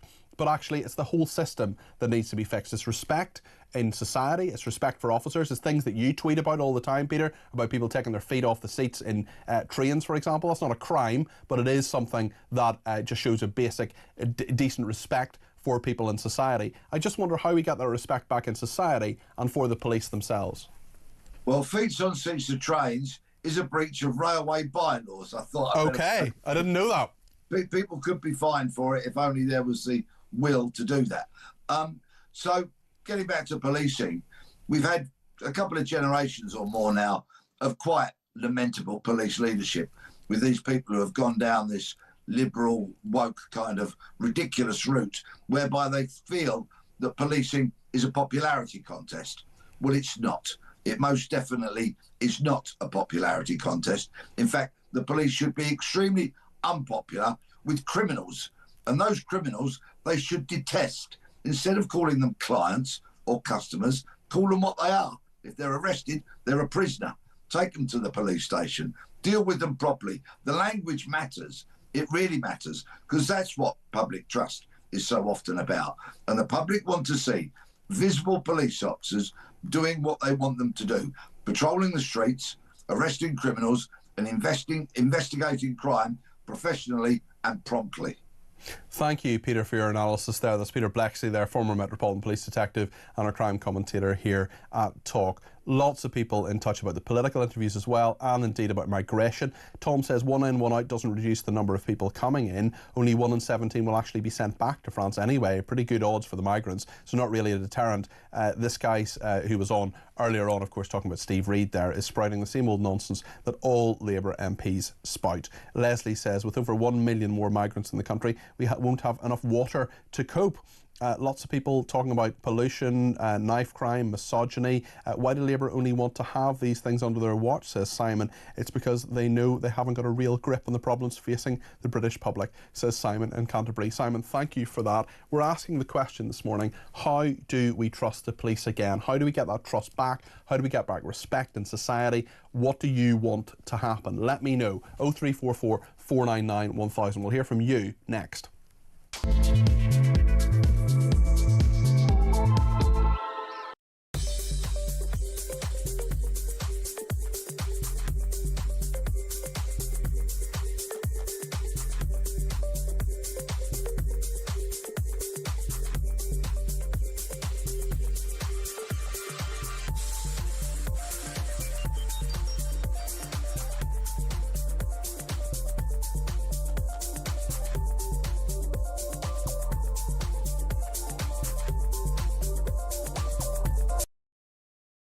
Very much in control of what she's saying, and she delivered to an audience who entirely bought into everything that she was saying. Yeah. She was a voice of reason. Yeah. She is a voice who some lunatics in this Labour government would doubtlessly brandish as being some kind of far-right thug, when she is in fact just a very reasonable woman expressing her concerns about her local community, which is being tarnished.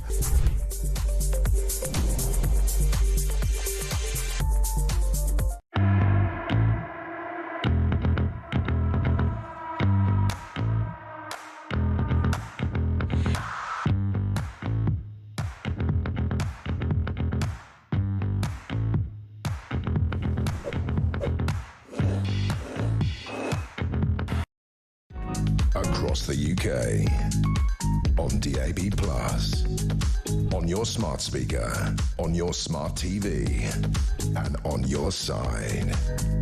This is Talk.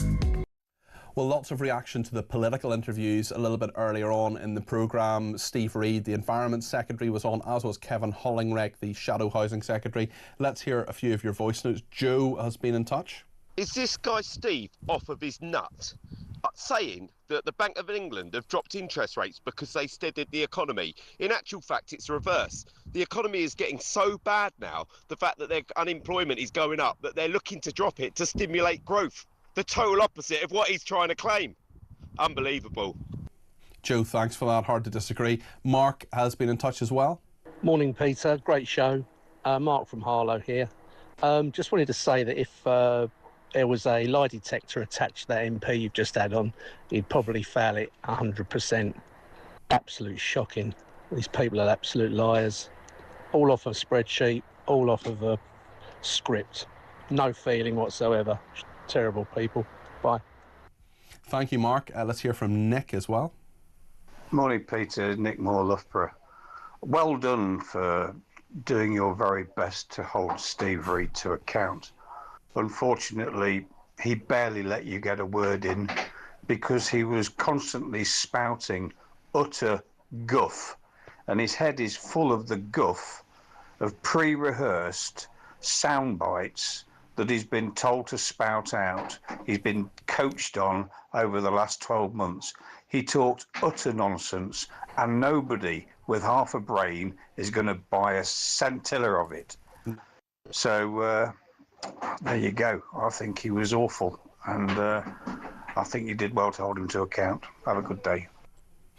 Nick, thank you for your message. Thanks for your kind words as well. It is sometimes tricky to get them to answer questions, but we press on. Brad in Cambridge says, with the police joining pride marches, dancing at the Notting Hill Carnival and openly tolerating law breaking on Gaza marches, these statistics don't surprise me, says Brad in Cambridge. Thanks also to Tad, who is in Cambridge as well. He says, your show is so emotive, I find it difficult not to comment. I used to campaign on law and order. The long-term fight against crime needs to begin with a child's formative years. My wife and I have 3 children, now well into their 30s. None has ever got into trouble, nor have they been out of work and claiming benefits. It all depends on the values instilled at a very early age, and it clearly works. Tad, I agree with you. I think that is true. Let's talk more about crime now, and indeed police recruiting, with Jez, who's given me a shout from London. Jez, you're very welcome to the programme. What would you like to say? Good morning, Peter. Just wanted to make a quick point as a former veteran, well, as a veteran rather, former Royal Marine. I would like to say that if I was Home Secretary, God forbid, I would put together a programme where veterans who'd served 5 or 7 years could get a fast track straight from the armed forces straight into the police. And by doing that, you change the calibre of the individual. You reduce the training time because they haven't got to learn to press their shirts and march and salute. And you'd get a higher calibre, not a high calibre, but a different calibre of people going straight in to the police service. The veterans would love it. And I know that there are veterans recently that I've spoken to who are having trouble getting into the police. That's crazy. That is absolutely crazy that we have veterans having problems getting into the police. Veterans have you're absolutely right, Jez, they have all the skills, all the experience that you need. I mean, you look at a CV of almost any veteran in this country and say, right, great, come on in. Up you come. Absolutely. Here's the uniform. I would do that. Yeah, I would do that, and I'd give them a little bit of seniority as well. There's a bit of an incentive, but the DEI policies and profiles that are being pushed at the moment, they're not interested in, white, middle-class, working-class men and women from the armed forces. But, these people are the kind of the substance you need in the police at the moment to get it through the tricky times it's having at the moment. Well, you're absolutely right, Jez, and 85% plus of people in this country are white. So I don't see any reason why 85% plus of our police forces can't be white people because, they always say they want to reflect the diversity in society. Well, go ahead and do that. Where did you in as much as you can say, Jez, where did you serve in the Royal Marines? I served in Sierra Leone, in Bosnia, Kosovo and Afghanistan. Goodness me, well thank you so much for your service to your country. What do you think of this Afghanistan stuff at the moment, these leaks and so on? Well, very interesting. Slightly concerning to hear that it's the Royal Marines being thrown under the bus for this, or it seems to be. But yes, I mean, the political cover-up that has gone on, I think, is absolutely scandalous. I'm thoroughly disappointed in what's gone on. Jez, thanks for your thoughts this morning on a couple of matters there. I appreciate that. That's Jez in London there. Nigel's been in touch from Bradford about trusting the police. Nigel, what would you like to say? You're very welcome to the programme. Well, morning, Peter. How are you? Very well, thanks. How are you, Nigel? A bit better. I was attacked by 3 dogs the other 2 months ago. I'm so sorry to hear that, Nigel. Yeah, it wasn't a nice situation. Oh, so I did horrible. my duty. I reported it to the police because I didn't want to. If it's a young child got attacked, it'd be horrendous, wouldn't it? Yes, of course. Yeah, well, it's horrendous for anybody, but certainly you wanted to stop the risk to other people. Yeah. Yeah, and then these dogs are known in the area, so that made it a bit easier to identify them. Reported it to the police, got the usual crime number, go through the process. Will you speak in court? I said, yes, I want it sorting. It's not right. These dogs can go around attacking people. I didn't hear anything for 3 months. I looked online last night. There's a case tracker. When you report, you're given a case tracker. The case is closed. I've not heard a dicky bird back. So hold on, when did this happen? April. In April, okay. You reported it to the police. You know where the dogs are. You know they're local dogs. You know the owners, or you're basically aware of who they are. And the police have closed the case. Yeah, I know. And they didn't even tell you. They didn't even give you the courtesy of a phone call or even an email to say, by the way, we've closed the case. No, they said they're going to investigate it. They'll, if necessary, speak to the owners. Da-di-da-di-da. I looked online yesterday, and the case is closed. So that's outrageous. That is outrageous. What's the point in reporting crime if they just close the case? I mean, that is so straightforward, Nigel. That is a horrific thing that's happened to you. You've been injured by that. That's a horrible thing for you psychologically and physically. Are you okay now? I'm okay. Like I say, it was more to do with the fact that, I've got a grandson. If he was up in this area where these dogs were, how could he defend himself? Well, defend myself. You're doing your duty as a citizen, reporting that, saying this has happened, something needs to be done about these dangerous dogs, and the police have apparently done very, very little. Nigel, I want you to stay on the line. We're going to take you off air, but you're going to chat to my right-hand man, Chris, who's the producer of this programme. Chris is going to take some of the details of that. We're going to ask your local police force about that, about why that case has been closed. We're going to ask them what they did about it and why they didn't get back to you about that as well. So Nigel, stay on the line. Chris is going to chat to you for a second. We're going to follow that up. We're probably not going to get an answer today because there's only an hour and 8 minutes left of the programme, but we will follow this up. I'm back on Thursday and I'll give you an update on what Nigel's police force say about it. Maybe even get Nigel back on the line at some stage as well, or maybe next weekend. We'll see how quickly we can do it. I'm back on Thursday and Friday. Simon's in Norfolk. Simon, you want to talk about policing? Tell us your thoughts on this. Hi, good afternoon. Good morning, good afternoon. Well, good morning still. Another 8 minutes in the morning. Yeah. We've greeted one another, Simon. What's your point?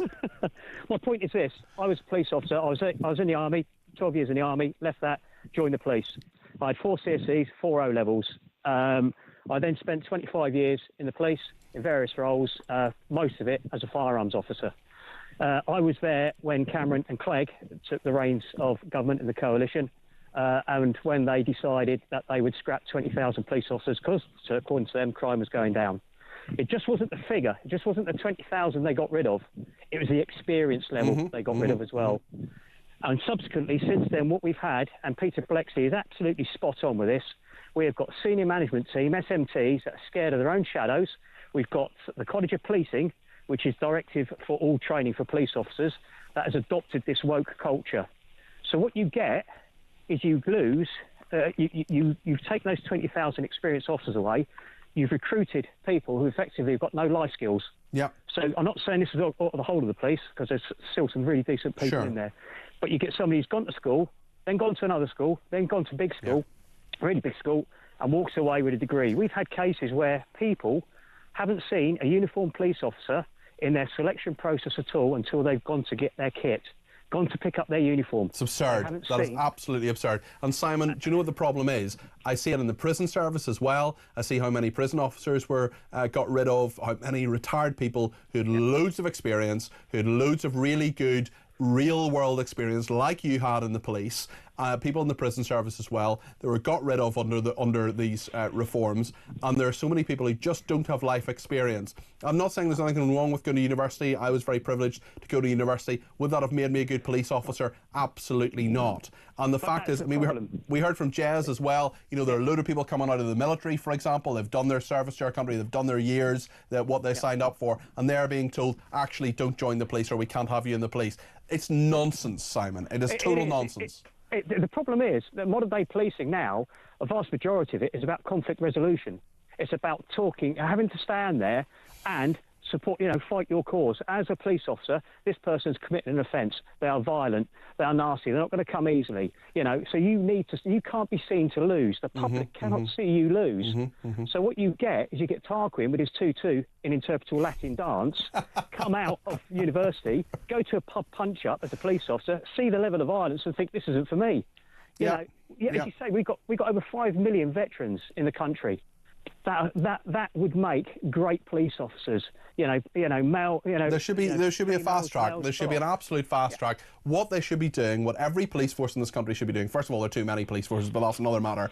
What they should be doing is they should be going into barracks, into bases, and saying, right, we've got everybody together here who's leaving in the next 2 years. Over the next hour, we're going to tell you about a great career you can do very shortly after you leave the police. This is what we're going to pay you. This is the pay scale we're going to put you on. We love your skills in the military. What we'd love you to do is become police officers. Please do that. People at all ages, people who've been in the military for 2 years, 5 years, 20 years, whatever. We'd love you to become police officers. Here's what we're going to pay you. Here's the training we're going to give you. Here's the support we're going to give you. And that just isn't happening, Simon, and it should happen. No, it's not. No, he's right. I mean, basically, absolutely spot on. But we've got to get the vetting right. We've got to make sure the people we're recruiting are fine, upstanding members of society. Now, totally. I was an ex-squaddy for 12 years. I'm not going to say I was whiter than white in my time in the military. I've done some pretty stupid things, mainly when alcohol's been involved, granted. But the bottom line I'm also guilty of that, Simon. Yeah. Let he who is without sin cast the first stone. Yeah. Absolutely. But I became a police officer and I police fairly. And it's when you go to, see, as I said, you deal with two types of people in society. You deal with the victims and the offenders, and when you go to somebody's house who's been burgled, as we did then, As a uniformed officer, I would attend the scene, I would do initial inquiries, I would fill in what was known as a burglary pack, I would do an area search just to make sure that they hadn't dumped the kit so close to hand so they could come back and collect it later, depending on what was stolen. I would make sure I'd get victim support in, I'd get scenes of crime in, I'd get everybody in because my main focus was on that individual at that time, that victim. Nowadays, they don't get that. What they get is a telephone number, and they get given a crime reference number for insurance. Well, we've literally just heard that as well. That's not policing. That is not policing. We've literally just heard an example of that, and you're right, it isn't policing. Simon, thank you. That was a superb call. The man knows of what he speaks. Let's hear a voice note from Kitty in Kent about a rather high water bill. Morning, Peter. Great show. On the subject of water bills, I've received last month a bill for £4,760 from Thames Water for a so-called leak that happened during a 6-day period in April. Now, 5 days of that, I was on holiday. I've been battling with Thames Water over it since. I haven't had a swimming pool installed in the garden. I haven't drunk 14.5 million cups of tea in that period. And they've reduced, based on my latest readings, the bill to £3,700, and I'm still fighting it. Can't explain it. I don't know why for such a period there was a leak, but had I been an old age pensioner receiving that bill on my doormat, you can imagine the anxiety that a bill of £4,700 could cause someone. Great show as always. Cheers. Kitty, what an absurd bill. Still $3,700. Don't pay it. Fight it, Kitty. Don't take any nonsense from them. Although you tell us you haven't had 14.5 million cups of tea. I mean, is there any way to verify that, Kitty? I'm not sure I believe you. I do believe you. I'm only joking. Peter's been in touch about what Matthew Goodwin-Freeman was saying a bit earlier on. Hi Peter, Pete from Lincolnshire, enjoying the show. You're a Conservative commentator on there that said the country kicked the Conservative Party in the teeth. I thought that was a bit of a laugh, actually. I think more like over 15 or possibly even 20 years, because prior to that they were trying to get back into power after Blair. I thought it was quite funny. I think we're the ones that have been kicked in the teeth and had the mickey taken out of us. But yeah, keep up the good work. Cheers. Peter, great comments. Thank you. One more from Susie. Peter, them stories were heartbreaking, and the more I see, watch and hear of what they went through, obviously I knew it was going to be horrendous, but it's just so upsetting. Susie, thanks for your very kind comments there on the interview with Keith and Aviva Siegel. And Yule in Ballymena says he shed a tear. Also, Roy, thank you, he says this should be shown at every Hamas protest march. There's a lot in that interview. The whole thing is on YouTube. If you missed any of it, do have a look at that. Thank you so much for all your comments. Plenty more to talk about, including King Charles, after the break. Stay with us.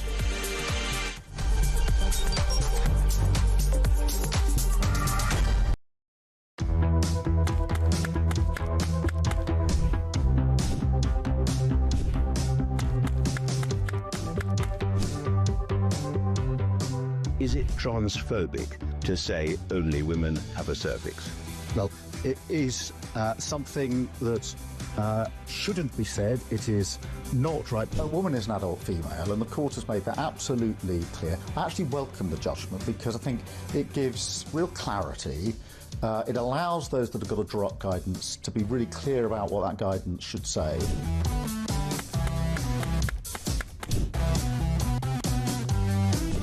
If you want to fight for Remain, vote Labour. Now, there are some who say we don't need Brexit to work. We need to reverse it. I couldn't disagree more.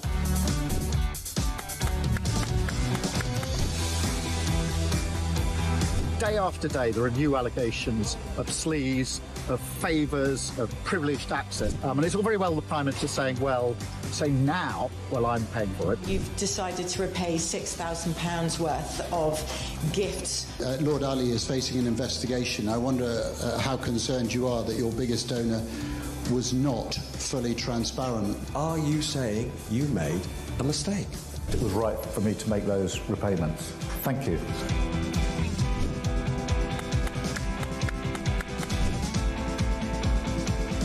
Of course, I wouldn't want Donald Trump round for dinner, but don't underestimate the danger to the world if Trump is re-elected this time around. I'm anti-Trump. I would like to send my warmest congratulations to President Trump on his inauguration as the 47th President of the United States.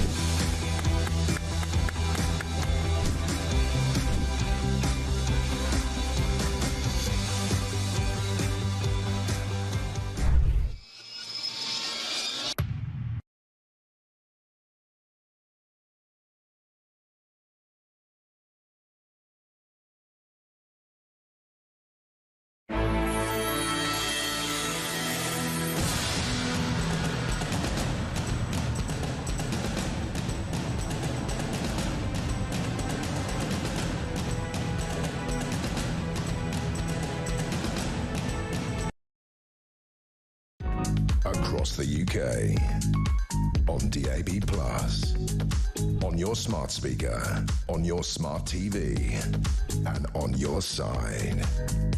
This is Talk.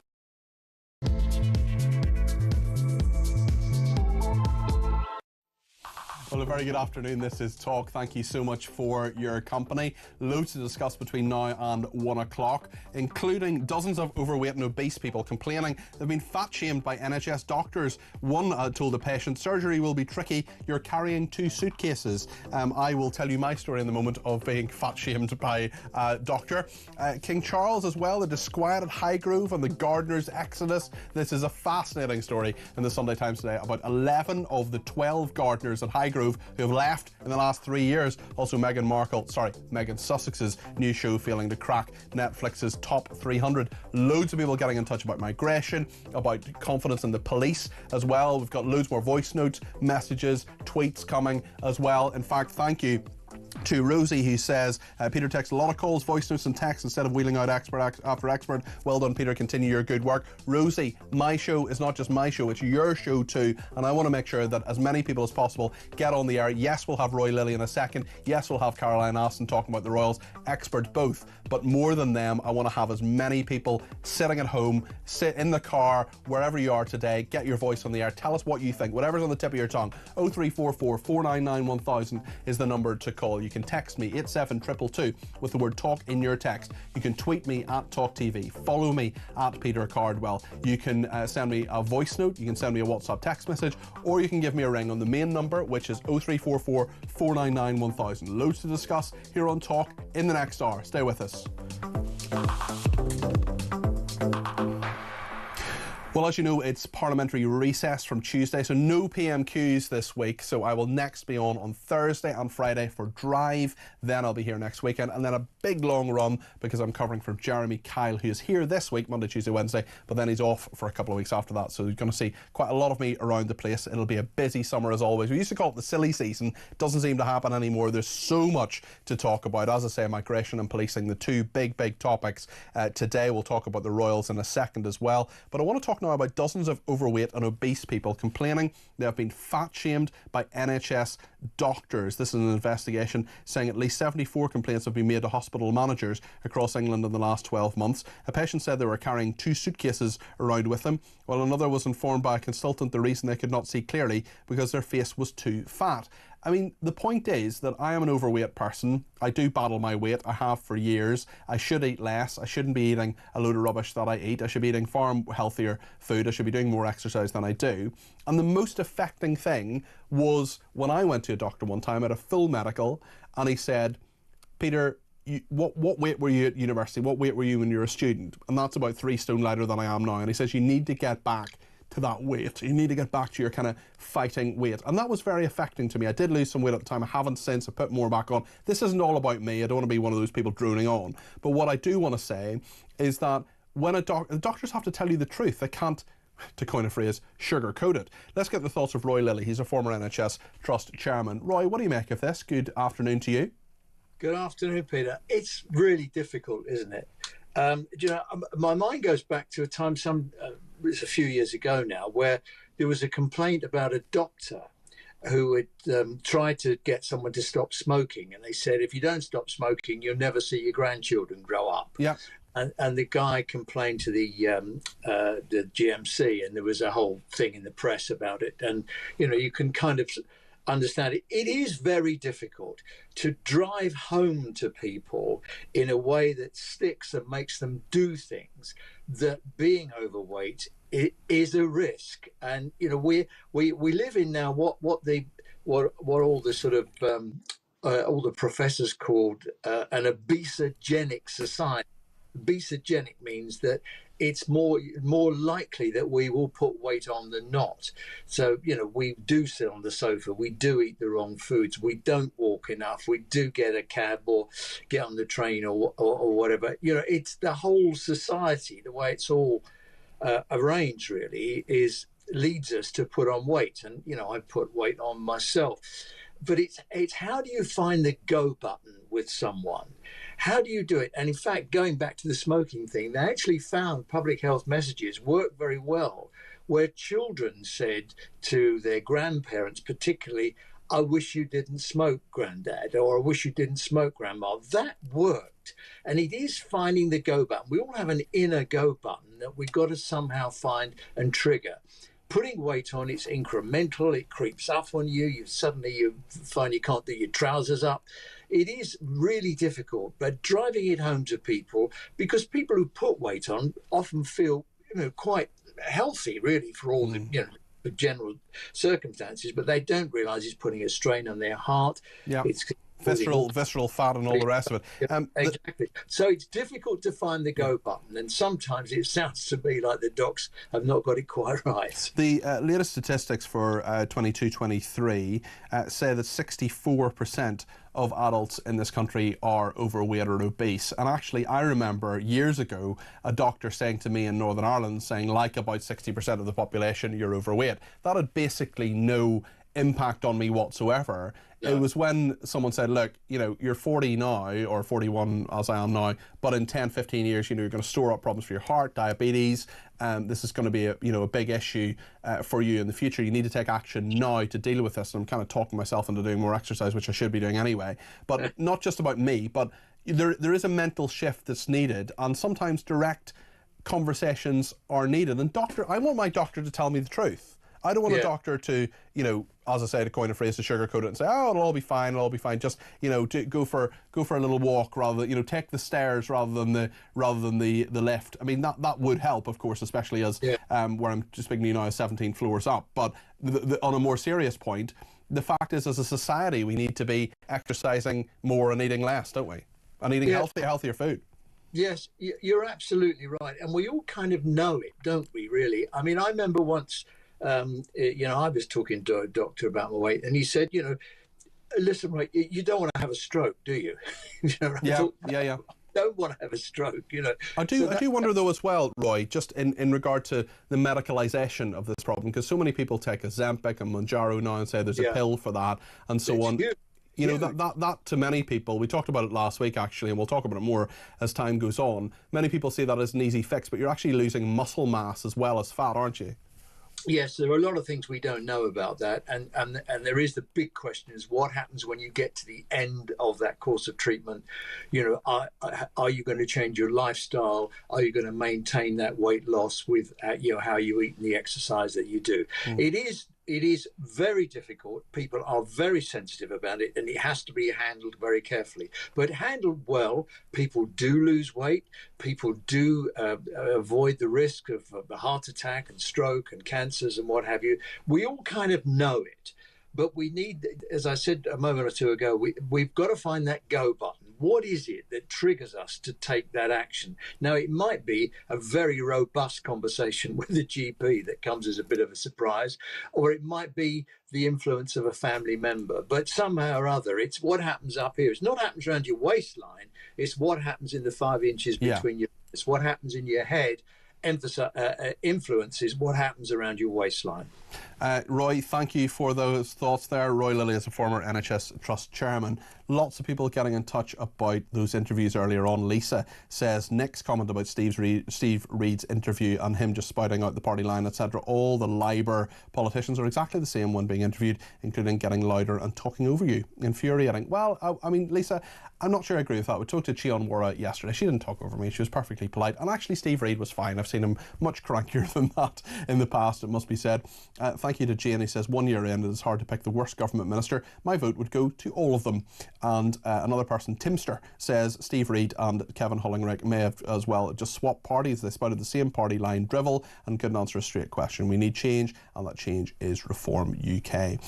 Dawn in Chelmsford says, listening to that Labour MP and then a Conservative MP, really depressing. They're as bad as each other. We must find an alternative government or we are doomed. And on that happy note, we'll take a break and we'll hear from you after the break. 03.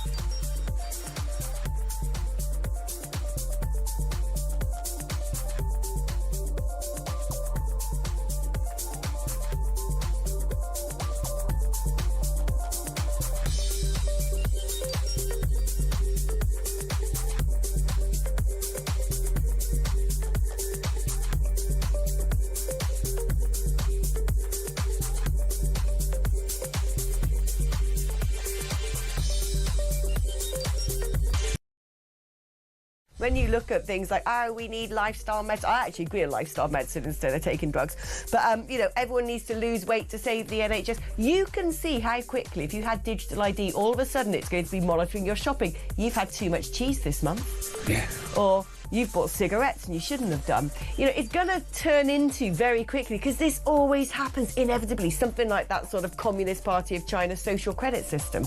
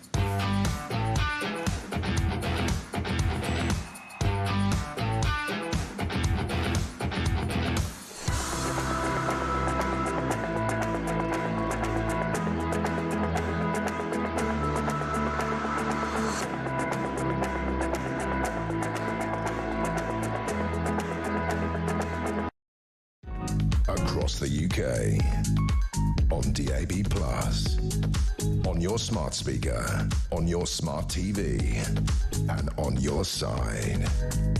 This is Talk. Thank you to everybody who has been in touch, including Joe in Norfolk, who says that Labour Minister in the Environment guy sounded like a broken record. Smash the gangs, you will be sent back, blah, blah, blah. Actions speak louder than words. Labour need to do something. No one will get sent back, as the Labourite lawyers will find a reason to get them to stay. How about law changes that lawyers get paid on how many they send back? Steve Reid saying we cannot afford to privatise water companies because of the cost to pay off the owner, says Brian. These companies are worthless. They're losing money, so a share of a zero profit or value is zero, hence the shareholders should receive nothing. That's how the stock markets work. You make money in the good times, but your money is at risk in the bad times. Penny says the water companies just stick a finger up to the UK. Thousands of gallons being wasted every day. Bills put up for us to pay fines, and big bosses given massive bonuses for total incompetence. Another one on water.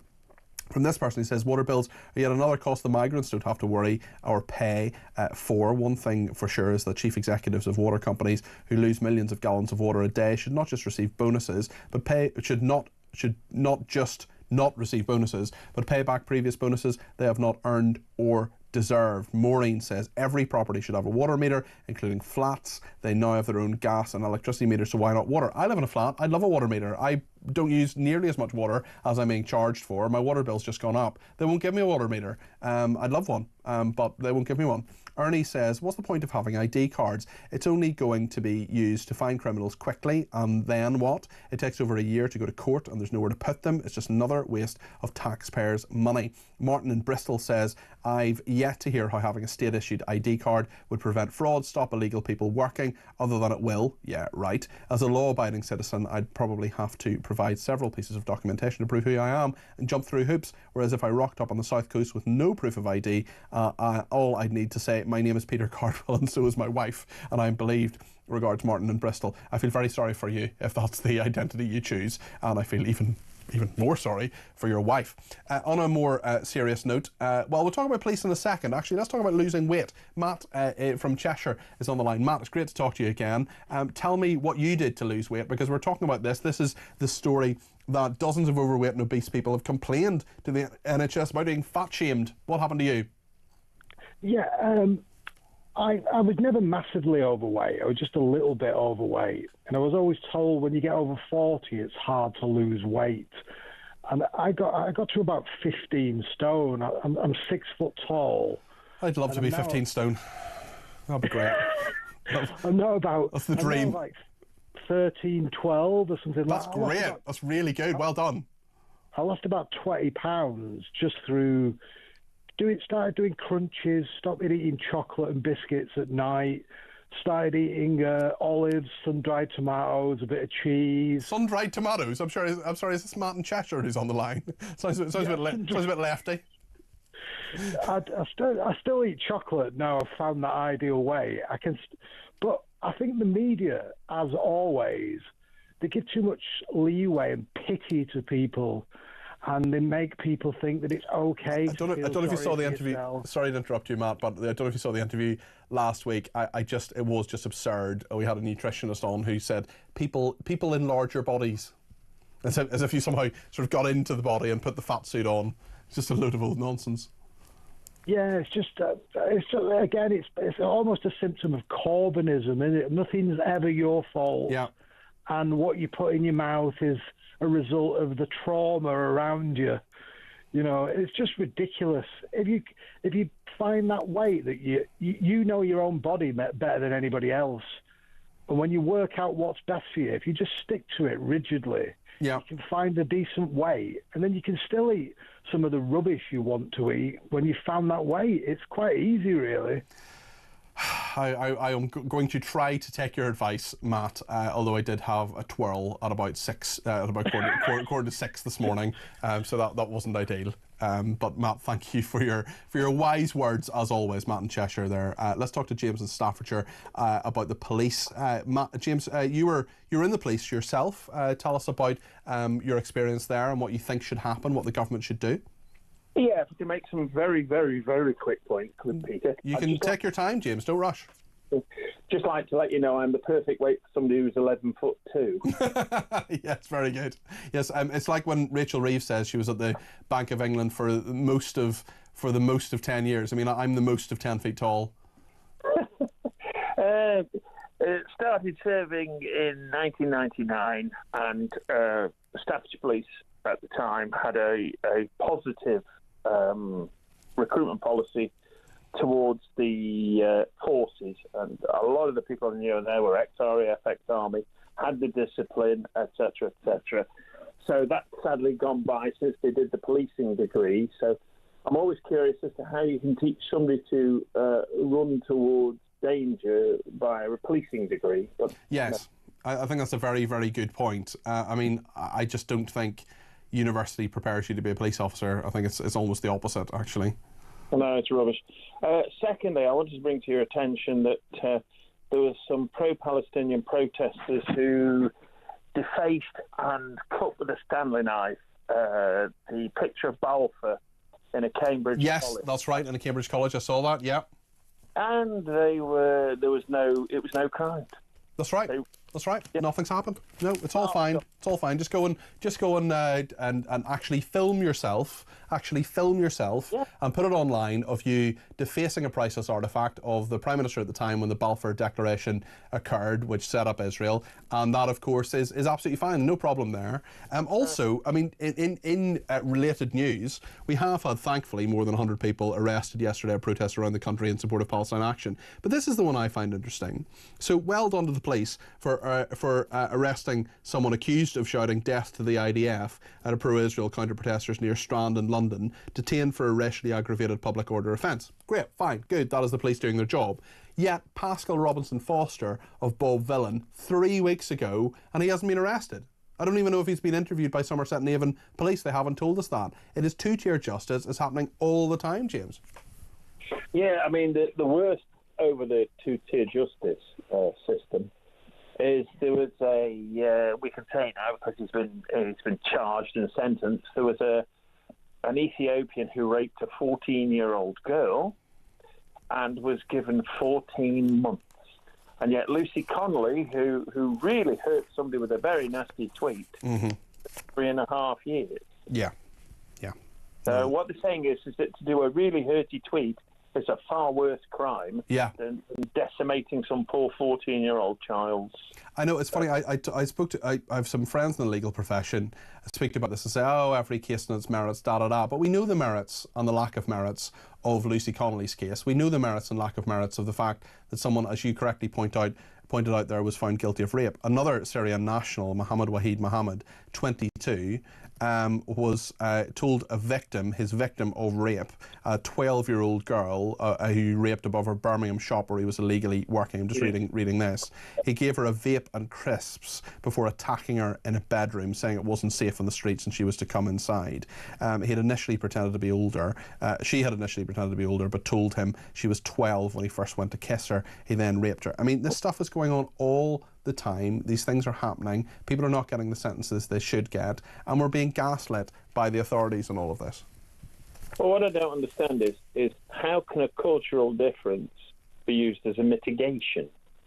So what I'm saying is but obviously it's okay to rape 12-year-olds in my country. I don't understand why I can't do it here. Well, you know, James, as a former police officer, and any first-year law student, and indeed anybody who knows anything about the law, will tell you one of the fundamental key principles of the law in this country is ignorance is no defence. You could say, oh, I didn't know I was breaking the law. Tough. You broke the law. This is what you have to, these are the consequences you have to face. And there are people facing consequences for small things, not insignificant things, not things that should have happened. Lucy Connolly shouldn't have said that tweet. She should have apologised. I think she should have got maybe community service or a caution or something like that. What she shouldn't have got was a sentence of 31 months. And we have people who've done far worse, as you point out, who are getting ridiculously short sentences. If I can make one last point. Go for it, James. Great call, by the way. Thank you, very kind.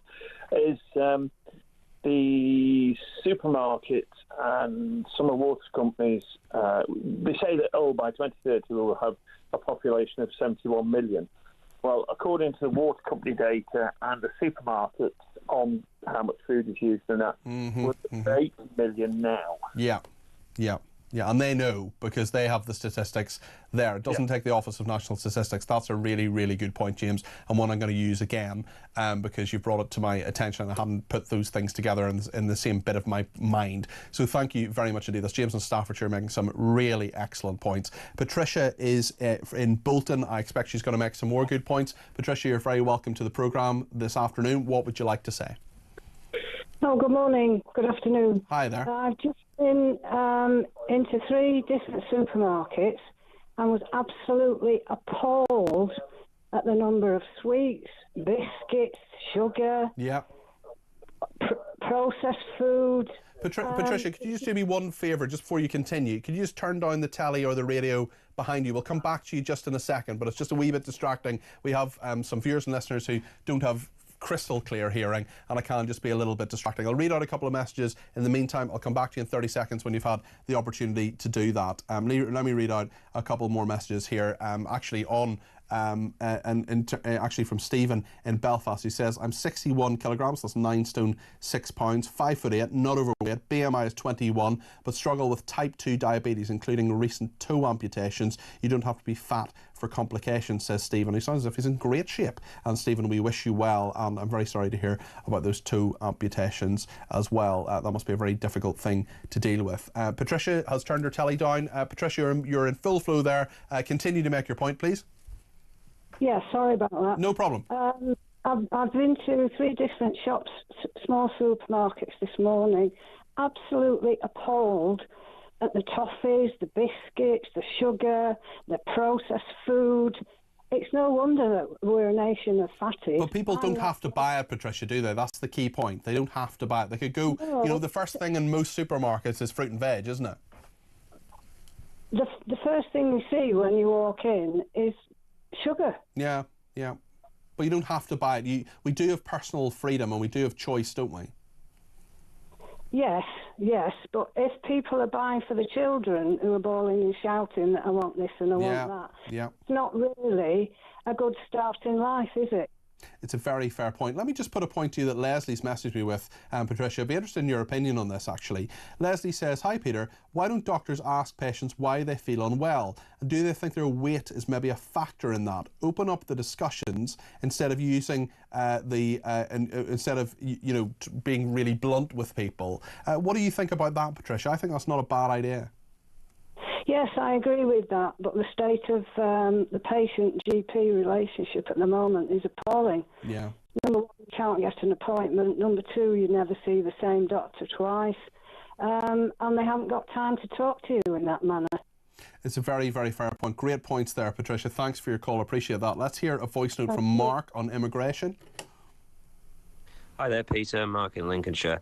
The whole immigration thing, all this stuff, you guys were having a chat about it. You know, you've always got people on the phone talking about immigration and, the problems within our society, social cohesion, all this kind of stuff. The reality is, if people actually take their head out the sand and actually start looking at things like TikTok, YouTube, all this kind of stuff, and see the content that people from those communities are actually putting out, and you come to the conclusion, as Carl Benjamin and all those kind of people have been talking about. They're quite right.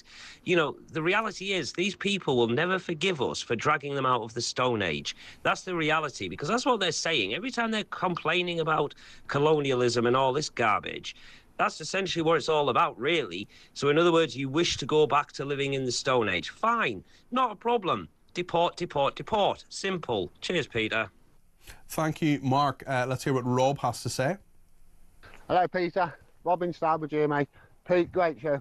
Peter, I just want to say, you're probably one of the only presenters on Talk who really let the listeners talk. So thank you very much for that. But anyway, with regarding the Labour and Conservative MPs you've had on, you should just leave them on, mate, and just let them talk. Because the more they talk, the more they prove that we're not going to vote for this bunch of liars ever again. Cheers, boss. Rob, thanks very much. That's very kind, and I agree with a lot of your points. I wasn't quite sure whether you're saying Labour or Liber. A number of people said Liber as well. I think you're probably saying Liber, but there we are. The real Kitty from Kent. Oh gosh, are there rival kitties? We've had problems with Cats of the Week previously. The real Kitty from Kent wants to talk about fat shaming by doctors. This is what she has said, and even. Not just in terms of what she's talking about waistlines being busted, but actually she's busted the limit for a voice note by 1 second. At 61 seconds, here's the real Kitty from Kent. Hi, Peter and team. This is the real Kitty from Kent here. I'm not sure who that was earlier saying they were Kitty from Kent. Maybe there's another. Anyway, I just wanted to talk about fat shaming because I think it's a phrase that makes doctors scared to speak the truth, which is if people are overweight, they need to be able to say you're obese, you're morbidly obese, you're slightly overweight, and they can give some lifestyle tips. But we all know that we're overweight if we are. I saw a GP and I was probably 1.5 stone overweight, heavier than I've ever been, through taking some medication. And I said to him, do you think I look like I need to lose weight? And he said, yeah, you do. He was only confirming what I already knew. And so you sort of come away feeling a little bit, oh my God, but it is what it is. We know if we're overweight, we know that we need to lose it, and doctors saying it, medical people saying it, they're doing their job. They're not shaming people. So I think people need to be a little less sensitive, or not go and ask their doctor.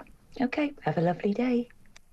The real Kitty and also the Kitty 1.0 and indeed Kitty 2.0, you're both very welcome on this programme. I'm sure there are more than one person called Kitty in Kent, but there's only one Cardi P.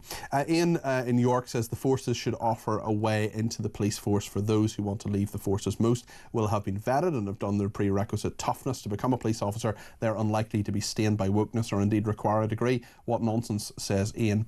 Barry says, when you leave the military, it's compulsory to put on weight. That's my excuse anyway. And yeah, plenty more thoughts coming in on people being overweight. Steve is in Leeds. Steve, you're very welcome to the programme. What would you like to say? Afternoon, Peter. I hope you're well. Very well, thanks. Steve, what's your point? Yep, what would you like to quickly. say? Sure, Take your time. We've lost the word shame from our society. When I was young, lads that went to Borstal, the name was in the paper, and their parents were shamed. Yeah? Yeah. Everybody in the community knew who they were, and their parents were terrified of the shame of your child being involved with the police. It's a word that we've removed from our vocabulary because of Tony Blair. Oh, you can't shame people. But shame drives you. When I was 17, I lost my job, and I was on the dole for a week. And the shame of being on the dole in those days meant that I got off my backside and went and found a new job because I didn't want to go to the pub and tell my mates I was on the dole. Yeah. And now what we've got, you look at older people, this thing about the winter fuel allowance, older people like my mother who's passed away didn't claim anything for the shame of being on the state. And now we've got a population that's entirely opposite to that. They feel entitled to everything because nobody shames anybody anymore. And the fat shaming works. If you're ashamed of being fat, you'll get off your backside and do something. But we don't. We go, oh, no, they'll be upset by being shamed. Yeah, but sometimes that's what's needed. Isn't there? I agree with most of what you're saying, Steve, but I wonder if there's a happy medium, because there are some people who will never claim things like the winter fuel allowance, for example. There are very poor people who will not claim what they're entitled to, or entitled is maybe the wrong word, but the benefits they can receive, because they say, oh, I don't want to be a burden on the state, when actually they've got to a stage in life where the government says, actually, we've recognised older people need to stay warmer, you often don't have as much money, you know, we're going to give you a bit of extra money. And some people don't take that. I spoke to someone, for example, a couple of weeks ago who said, you know, he didn't want to go for personal independence payment, for example. Yeah, there are loads of people who go for benefits that and push doctors and try to get sick notes and all sorts of things because they want to actually get those benefits, even though they may not entirely be entitled to them, or they may be swinging the lead or perhaps just exaggerating somewhat. Don't we need a sort of happy medium of saying, if you're entitled to it, if you should get, for example, disability benefits, I've no problem as a taxpayer. If people are genuinely disabled, they get money from my taxation. That's fine. That's okay. But I know exactly what you mean in terms of saying shame and taking much more personal responsibility for the things you can change. I just wonder if it's maybe somewhere in the middle, Steve. What do you think? I think we used to have that system. If you go back to the welfare bill of the 70s and 80s, yeah, it was much lower because only people who, for the most part, who really needed it, claimed it. And the rest of us said, fine, you need it, it's there. We now live in a world where the balance has gone the other way. They estimate it's going to be 100 billion. I reckon that'll double because that generation that's come through with that feeling of entitlement is only going to get bigger. They feel entitled to a TV, a Sky Dish, a mobile phone, a holiday, a car. Whereas most people in the old days, 60s, 70s, 80s, when they got offered something from the state, they were prepared to take just enough. You're right, Steve. It is a definite shift in attitude. We actually had a commentator in this station a few days ago, or maybe a couple of weeks ago, saying that it's a perfectly legitimate lifestyle choice not to work, which I just think is absolutely nonsense. There's a real dignity in work if you can work, and there are some people who can't, of course. Steve, great points, really interesting stuff. Thanks very much indeed. That's Steve there in Leeds. Thanks to everybody today. It's been great. We've another 25 minutes to go, and we're going to talk about King Charles in a second. This is a fascinating story about the gardener's exodus. They didn't know all about the plants and flowers correctly, so 11 out of 12 of them have gone. Why is Charles such a diva about his gardens? Stay tuned, you'll find out from Caroline Aston, my favourite royal commentator, coming up next.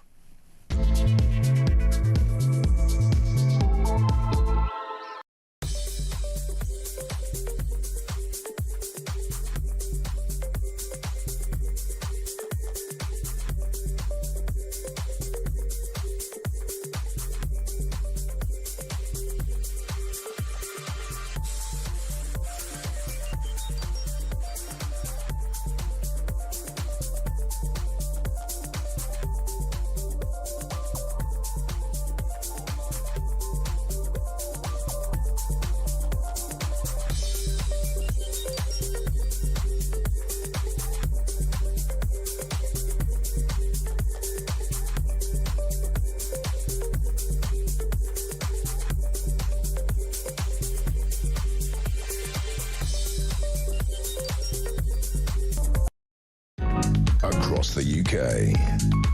On DAB+, on your smart speaker, on your smart TV, and on your side. This is Talk.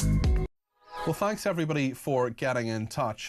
Loads of calls, texts and tweets to bring us right up to 1 o'clock. If you want to get your voice on the air, the number of course is 0344 499 1000. Thanks to Adam and Canvey, who says, just want to pick up on being presented with sugary food when entering a supermarket. When I go to either of my local Morrisons, the first thing I see is fruit and veg. That's what I was pointing out as well. And actually, even my corner shop where I live, outside, literally outside the door, there's loads of fruit and veg, which I usually avoid, even though I shouldn't. I'm very, very bad and need to change. I've been shamed today, which is probably a good thing. Barry says, I don't know why people are surprised about the King and his attitude towards his staff. He has form for it. The story that appalled me was shouting at a valet for not putting the toothpaste on his brush correctly. Barry, what about your valet? Does your valet put the toothpaste on the toothbrush correctly? I have so many problems with my valet putting toothpaste on the toothbrush. He's not a great gentleman, as President Trump keeps saying. He's overprivileged, out of touch, and not doing a particularly good job, says Barry. Well, there's a very interesting story today in the Sunday Times, which is the disquiet at Highgrove and the gardeners' exodus. Over the last 3 years, the King has 12 gardeners at Highgrove, which is his country estate. And 11 of the 12 of them have quit within a year. 2 heads of gardens and a deputy head gardener just departed within the space of a year. One had served the King for decades. Another failed his probation after revealing a lack of knowledge about a particular flower, instantly losing Charles's trust. The monarch said of him, "Don't put that man in front of me again." In late 2023, one staffer launched a grievance against the garden's management, saying the team was overwhelmed, under-resourced, constantly struggling to fulfil the King's request. His complaint said staff had developed physical injuries trying to keep up, and that the team suffered from low morale. There is little management of His Majesty the King's expectations, and I know I would not be allowed to say we are understaffed. Well, the King's Foundation denies all that and says that things are fine. So we're going to get a view on that from Caroline Aston, the royal commentator. Why is the King so particular, do you think, Caroline? You're very welcome to the show again. Thank you. Well, don't forget, this is the man who made headlines when Prince of Wales as being this kind of gardening weirdo who talked to his begonias. Plants, plant life, the creation of the wonderful gardens at Highgrove and so on have been a continuous green thread, if you like, running through his life. And of course, he has been rationalising staff numbers and what people do, not just in his gardens, but of course throughout the way the royal household is run. Working for royalty sounds so very prestigious, but it isn't particularly well paid. A lot of these people on the minimum wage, some of them are earning £8.91 an hour, for example.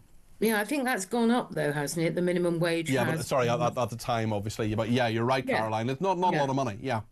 It's not a lot of money, and it's hard physical work. And obviously, because the King himself has a pretty encyclopedic knowledge of plants, their names, their habitats, how to make them thrive whatsoever, he looks for that same interest and quality in the people he employs. But you know, when you're working in a close-knit team, as these gardeners are, morale is very important. You work in all weathers, you're outside, you're not getting a lot of cash at the end of the day. It's kudos rather than cash.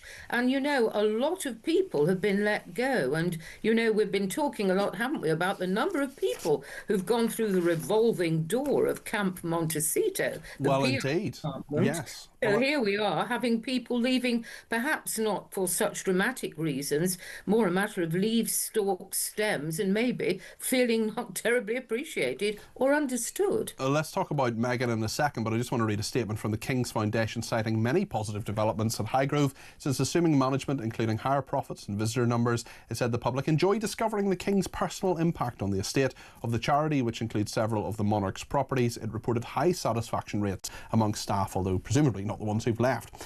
You mentioned high turnover there, and Meghan Markle, Sussex, her new show failing to crack Netflix's top 300. This is a lifestyle programme called With Love, Meghan, hitting the screens in March amid a flurry of publicity, but not a lot of love for Meghan. As ever, you might say, to coin another phrase. Brilliant. Yes, of course. But of course, we all love a peep through a keyhole. And if it's a gilt-edged keyhole with a hint of ermine round it, which, of course, this programme, this series was, everybody rushes to have a quick look. but you then look at how the numbers kind of melt away and it drops right down in the interest stakes. And I mean, okay, good for you if you want to watch people chopping up fruit and putting flour sprinkles on things, etc., and get a little idea of what the Sussex idyllic life is like as perceived via Netflix.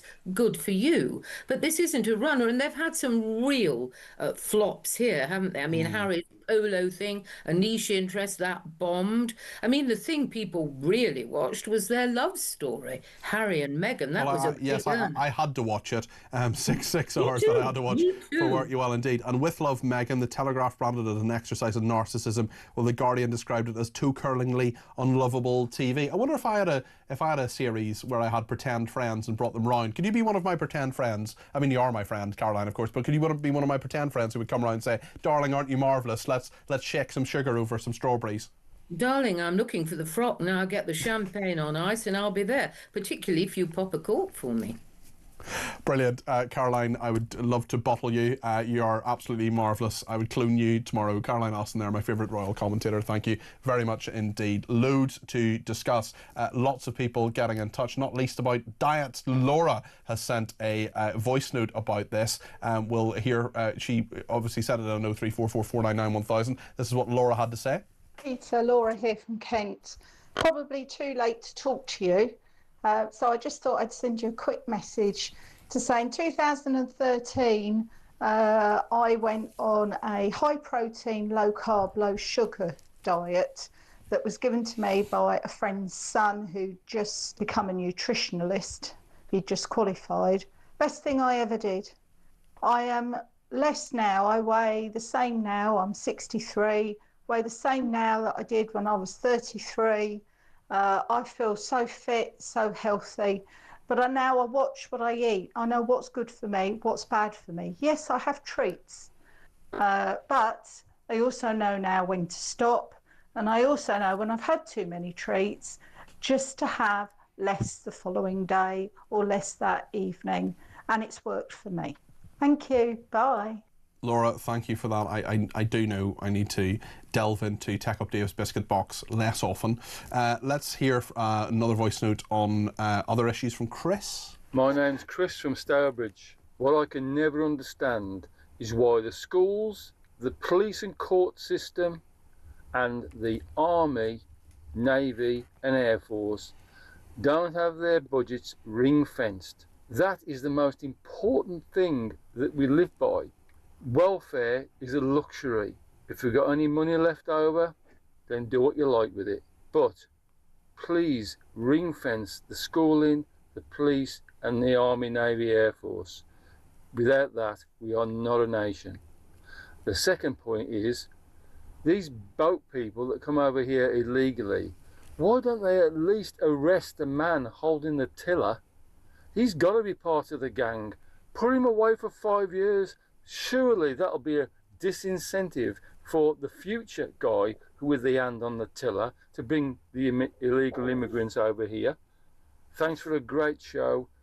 I feel like I'm not on my own. Thank you so much. Chris, what a lovely sentiment at the end of that, and so many wise words within it. Thank you very much indeed for it, even though it went 3 seconds over the limit. If they're over a minute, Tech Up Dave starts to cry, so if you could keep them a little bit less than that, that'd be great. But Chris, brilliant message, really appreciate it, and we'll let you away this time with the extra 3 seconds. Joanna in Salisbury says, "Hi Cardi P, my friend resigned as a bobby. Bobbies on the beat are not supported by the hierarchy. Then you have to keep your head down and not rock the boat if you want to progress your career."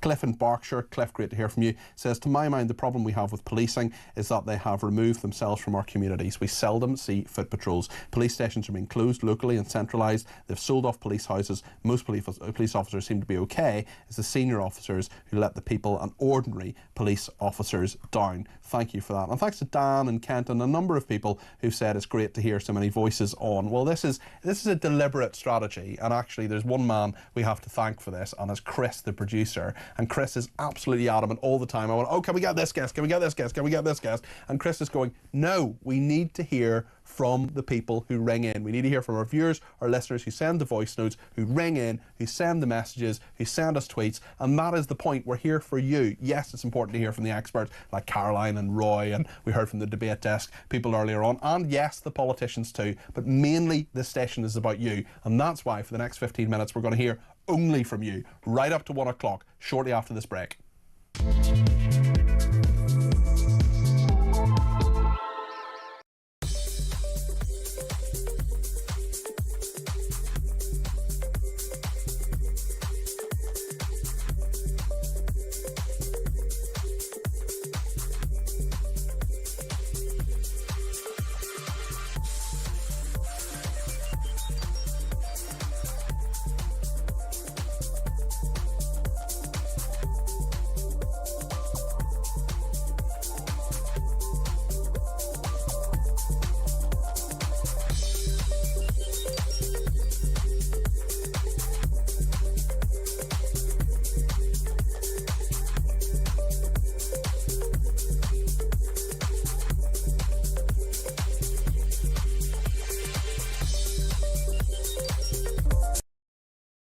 But if we are able to expand that scheme so that we can send everyone who comes over back, then it won't be worth their trying to come across. And therefore, there will be no return. No, but it's not. But that's not the deal. The deal is not let's send them all back and we don't get anything in return. The deal is if we send 50 back, we get 50 coming the other way. Yes, the deal is a pilot scheme. How is that? Well, no, it's a pilot scheme. 2, you've said if quite a few times. 3, it's going to cost us a lot more money. Across the UK, on DAB+, on your smart speaker, on your smart TV, and on your side. This is Talk. Thanks everybody who's been in touch. Just been having a look at the Twitter there over the break. Jacqueline says, what happens, Peter, when they move the illegal people out of the hotels? The staff are still sacked. The businesses in the area have closed due to a crime increase. Women are scared to go out, but illegal immigrants get a house. Rosie has been in touch and says, valet is pronounced as it's spelt. A gentleman's gentleman is a valet. Valet is American. So apologies for that, Rosie. You would think after all the episodes of Downton Abbey that I've watched previously that I would know that, but there we are. Let's talk to John in Newcastle about health tourism. John, what would you like to say on this topic? Basically, I would like to say that in the National Health Service, which is one of the saddest things in Europe at the present time, with over 7 million people waiting on a waiting list, unlike European countries at the present time, if we can go back some time, apparently £200 million of NHS what was money, it's been given to people that's coming across here and getting healthcare free. Now, I'm going to France on holiday, and when I've done this, I always get myself insurance out just in case. And I also believe that if you don't, you're not liable to be seen to. Even with the A111, you mightn't get what you want. Well, you have the card now, don't you? The E111 was the form previously, but you have a physical card now, don't you, John? Yes. But if you go to other countries, you show them your credit card or your debit card, or you don't get served. We can go back to Mrs. Thatcher. And of course, I like the Americans naturally.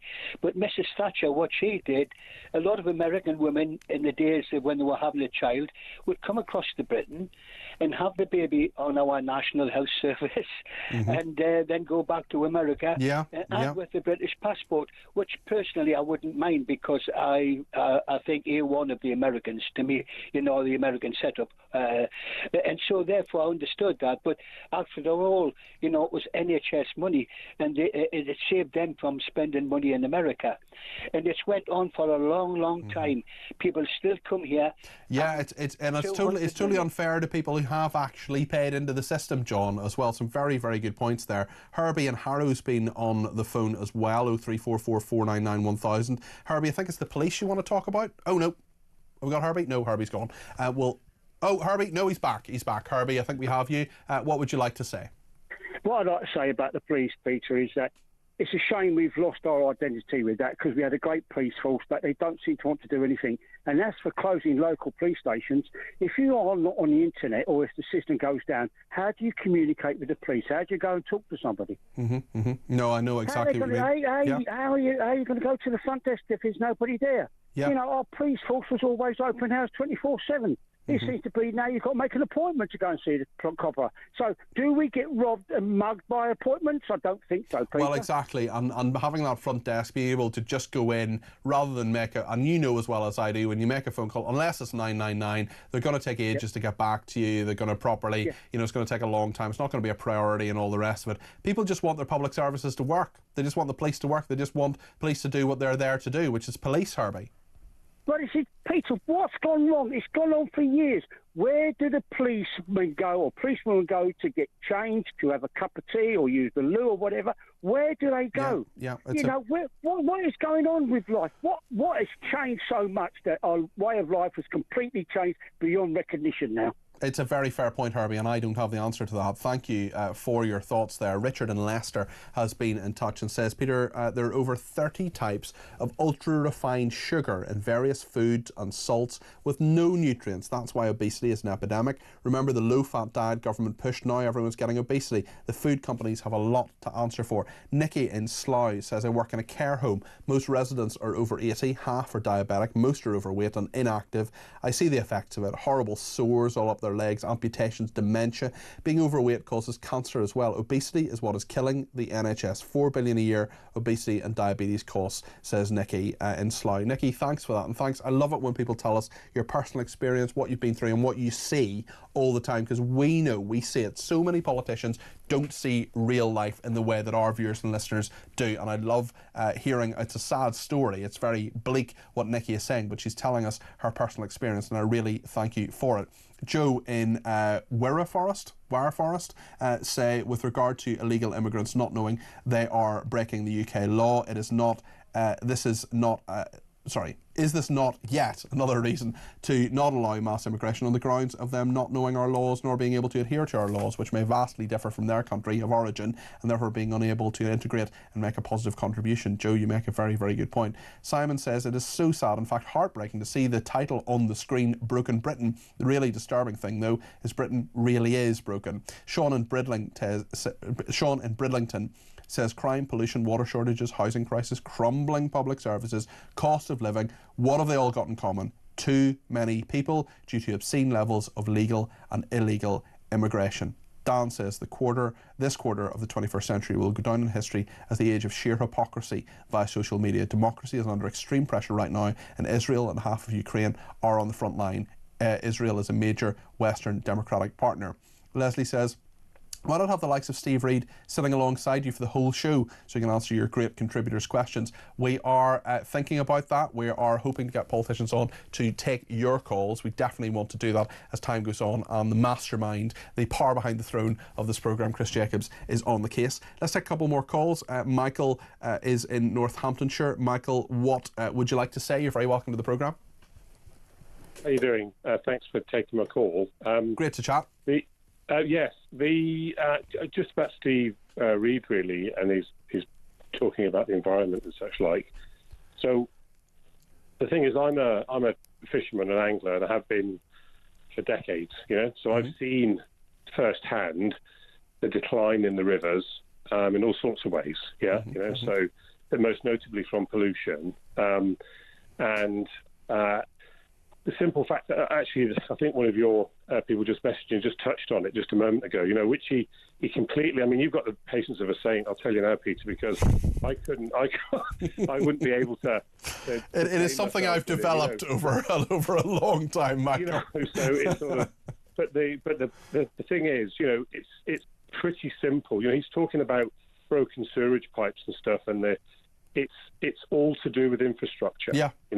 We've had huge increases in the population. It's not a nice thing to talk about, but we all go to the toilet, right? So there are 10 million more people in this country than there were 20 years ago. Guess what? The actual increases in capacity in sewerage works and the like, not remotely close to what's needed, right? And that's not, I'm not going to blame, so, Labour have been in for a year, right? So, okay, let's say it's not on their watch, but it was happening on their previous watch, and it happened all the way through the years with the Tories, right? Yeah. So the point is that he's not talking the language of and explaining to us how they're going to tackle that and what materially are they going to do. They're talking, they have, as I think somebody else also said, I was listening earlier, said they have this pre-record or this pre-set set of statements they are going to make. They're going to deliver it. Yeah, no, they're called the lines to take, Michael. I know all about it from working in politics. Thanks for your thoughts. We're just going to squeeze in one more caller before the end of the show. Johnny is in Barnet. Johnny, you're welcome to the programme. I don't think we've spoken before, Johnny. We haven't. No, I've spoken to Jeremy, not you, but thank you ever so much for having me on. Great to chat to you. We haven't got loads of time. What point would you like to make? No, I'm going to be really quick. I'm going to reel this off as quick as I can. Go for it. Just to point out that Barnet, Enfield, Winchmore Hill and Southgate police stations have been closed pretty much forever to the public as a front desk. And that's thanks to Boris Johnson. So whatever the announcements are right now, actually Boris Johnson did pave the way here. So that's the first thing. The second thing is that if you are attacked like I was, the Crown Prosecution Service will reply to the police in time to prosecute. They will then miss the deadline to prosecute. That criminal is then running around the street still, you're homeless, and that crime's not even recorded. So that's that. And also, just on the point of fat shaming and things like that, just briefly, a piece of advice, very quickly, because this is something as someone who's been bulimic, anorexic myself, so had a problem on the other end. A consultant once said to me something that stuck in my mind forever, and it was, give yourself a challenge of having 12 different vitamins and minerals every day. Wow, and that is the thing that has stuck and changed my life forever, Yes. because actually when you look at minerals and vitamins that are essential to your health, what you're actually picking up, if it hasn't got what you need to be looking for that day, you aren't having it. And that helped me. So if I can help anyone else, there you go. Thank you, Johnny, and thanks for telling us that. I'd love to have a longer conversation with you, Johnny, about what you've been through, actually. We're just running out of time at the moment. Would you give me a ring next week and we'll have a proper chat? Thank you so much, Peter. I'd love to talk about it. I'd love to raise the awareness. Saturday or Sunday, you give me a ring next week and we'll have a proper chat about it. Let's hear from Craig, who got diagnosed with type 2 diabetes. Peter, hi, Craig from Sheffield. I was diagnosed with type 2 diabetes and my medical doctors were trying to put me on all sorts of pills, and then they wanted me to put me on blood pressure pills, and I said to them, why don't you just tell me to get off the couch and get a bike, you lazy git? And they were like, oh, you can't say that, you can't do this and you can't do that. And I said, no, but what you're trying to do is just manage the problem instead of saying that you can reverse this. Anyway, a year later, 24 kilograms down on no medication whatsoever. Sometimes you just need to do what needs to be done. Cheers, have a good day. 24 kilograms, well done. Final voice note from